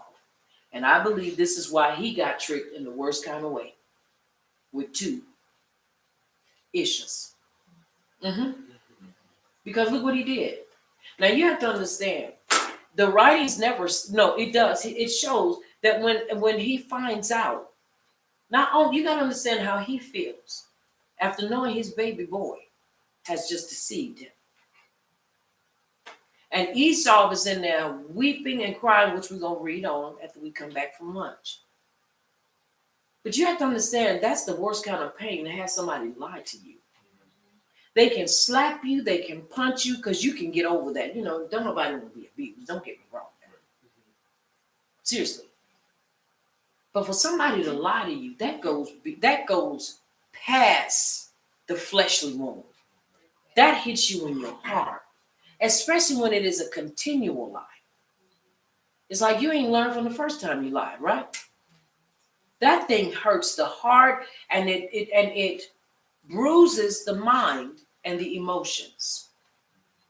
And it hurts in the worst kind of way. You can get over a physical wound faster than you can an emotional wound. It's the truth. And so you got to understand what he had to feel as a parent. Especially in his mind thinking, but I kept asking you. And you just kept coming out your mouth. I, like the bird, little bird. And it never bothered you. Are you following me? Yes. It's important that we understand. Don't ever, if you ever become content with telling a lie and it does not convict you, something is wrong. You ought to not be able to rest. You ought to not be able to really settle yourself, especially knowing you told a lie that hurt somebody. That's important to understand. Are you hearing me? Yes. Very important. But he had just barely made it out of that room. Just barely. But once again, whatever a man soweth, that shall he also reap. He didn't lie to Esau, but he lied to Isaac, his daddy. The one whom he was supposed to have the greatest, his parents. I won't just single them out, but the greatest regard for your parents. Are you following me? Yes. Very important for us to understand that. You don't lie to anybody, especially if they're close to you, and you say they mean something to you. You don't want to lie to them. Are you hearing me? Yes. Now, it's very important. Now, I want to read this. I want to go backtrack just a minute. And then, like I said, we're getting ready to pray and get ready to break for lunch. Verse 27, the smell of his raiment. But the smell of goatskin is most offensive. This, however, teaches that they had the fragrance of the Garden of Eden. This comment is to be understood as follows. According to tradition, the garment had belonged to Adam and had passed from him to Nimrod and thence to Esau. Adam had worn it in Eden, and it still retained its fragrance. It was perfumed. Now I'm going to tear this up. Y'all follow me why, and the reason why. There's nothing that smells great about sin. These are raiments that he had on in his what? Fallen state. There's nothing that smells great about sin. It would have been different if he'd said he had the glow. You follow me? That he went in there with the glow. He had on the very same raiment that Adam had on. And why did he have to have it on? Because he did what? Sin. He had sinned. So you cannot glamorize. Are y'all following me? Yes. You cannot glamorize that, because if you do, then basically you're saying that because that person did what they did, now I put on the mantle they had on, it's all right. Right. No, that's not. And once again, this is what? Tradition. Don't ever glamorize sin.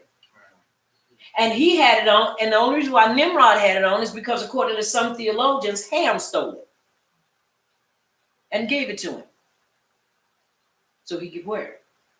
You stole it. You know Yahuwah didn't give it to him. Are y'all following me? Yes. Now, once again, and the reason, and then they were put out of the garden after they got this. So the only thing you're going to be smelling is the sweat of his brow and dirt. Are y'all following me? Yes. Because this became his work style or his ethics. That's a mistake. That's not going to have a nice fragrant smell. So once again, I brought that out so that we can understand. I believe the garments that he had on were the garments that he wore out there. And I believe that it just showed the progression of him digressing. Before he got locked into that state of rebellion, he still had the freshness of the feel of going out there doing. And then when he got locked into that mindset, that was it. Are you following me? Yes. But no, we can't accept that and say that that was that, because now once again you're glamorizing sin. He had to put it on because he had fallen from his first state, and that's why he had to put that on. So that means when Nimrod had it on, he was in his what? Fallen state. Esau put it on, he was in his what? Fallen state. Yaakov didn't have it on. Are you following me? Yes. Because he wasn't in a fallen state. He wasn't in a fallen state. So we got to look at these things differently.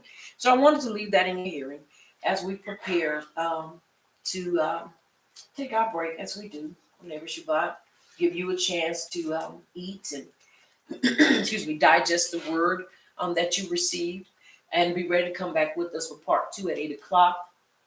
I pray that you come back ready to chat and chew, ready to learn more, as we will pick up from verse 30, pick up at verse 31, Yahuwah willing, in chapter 26, and then we'll go on to the other chapters that will continue to flesh out this whole theme, which talks about what generations.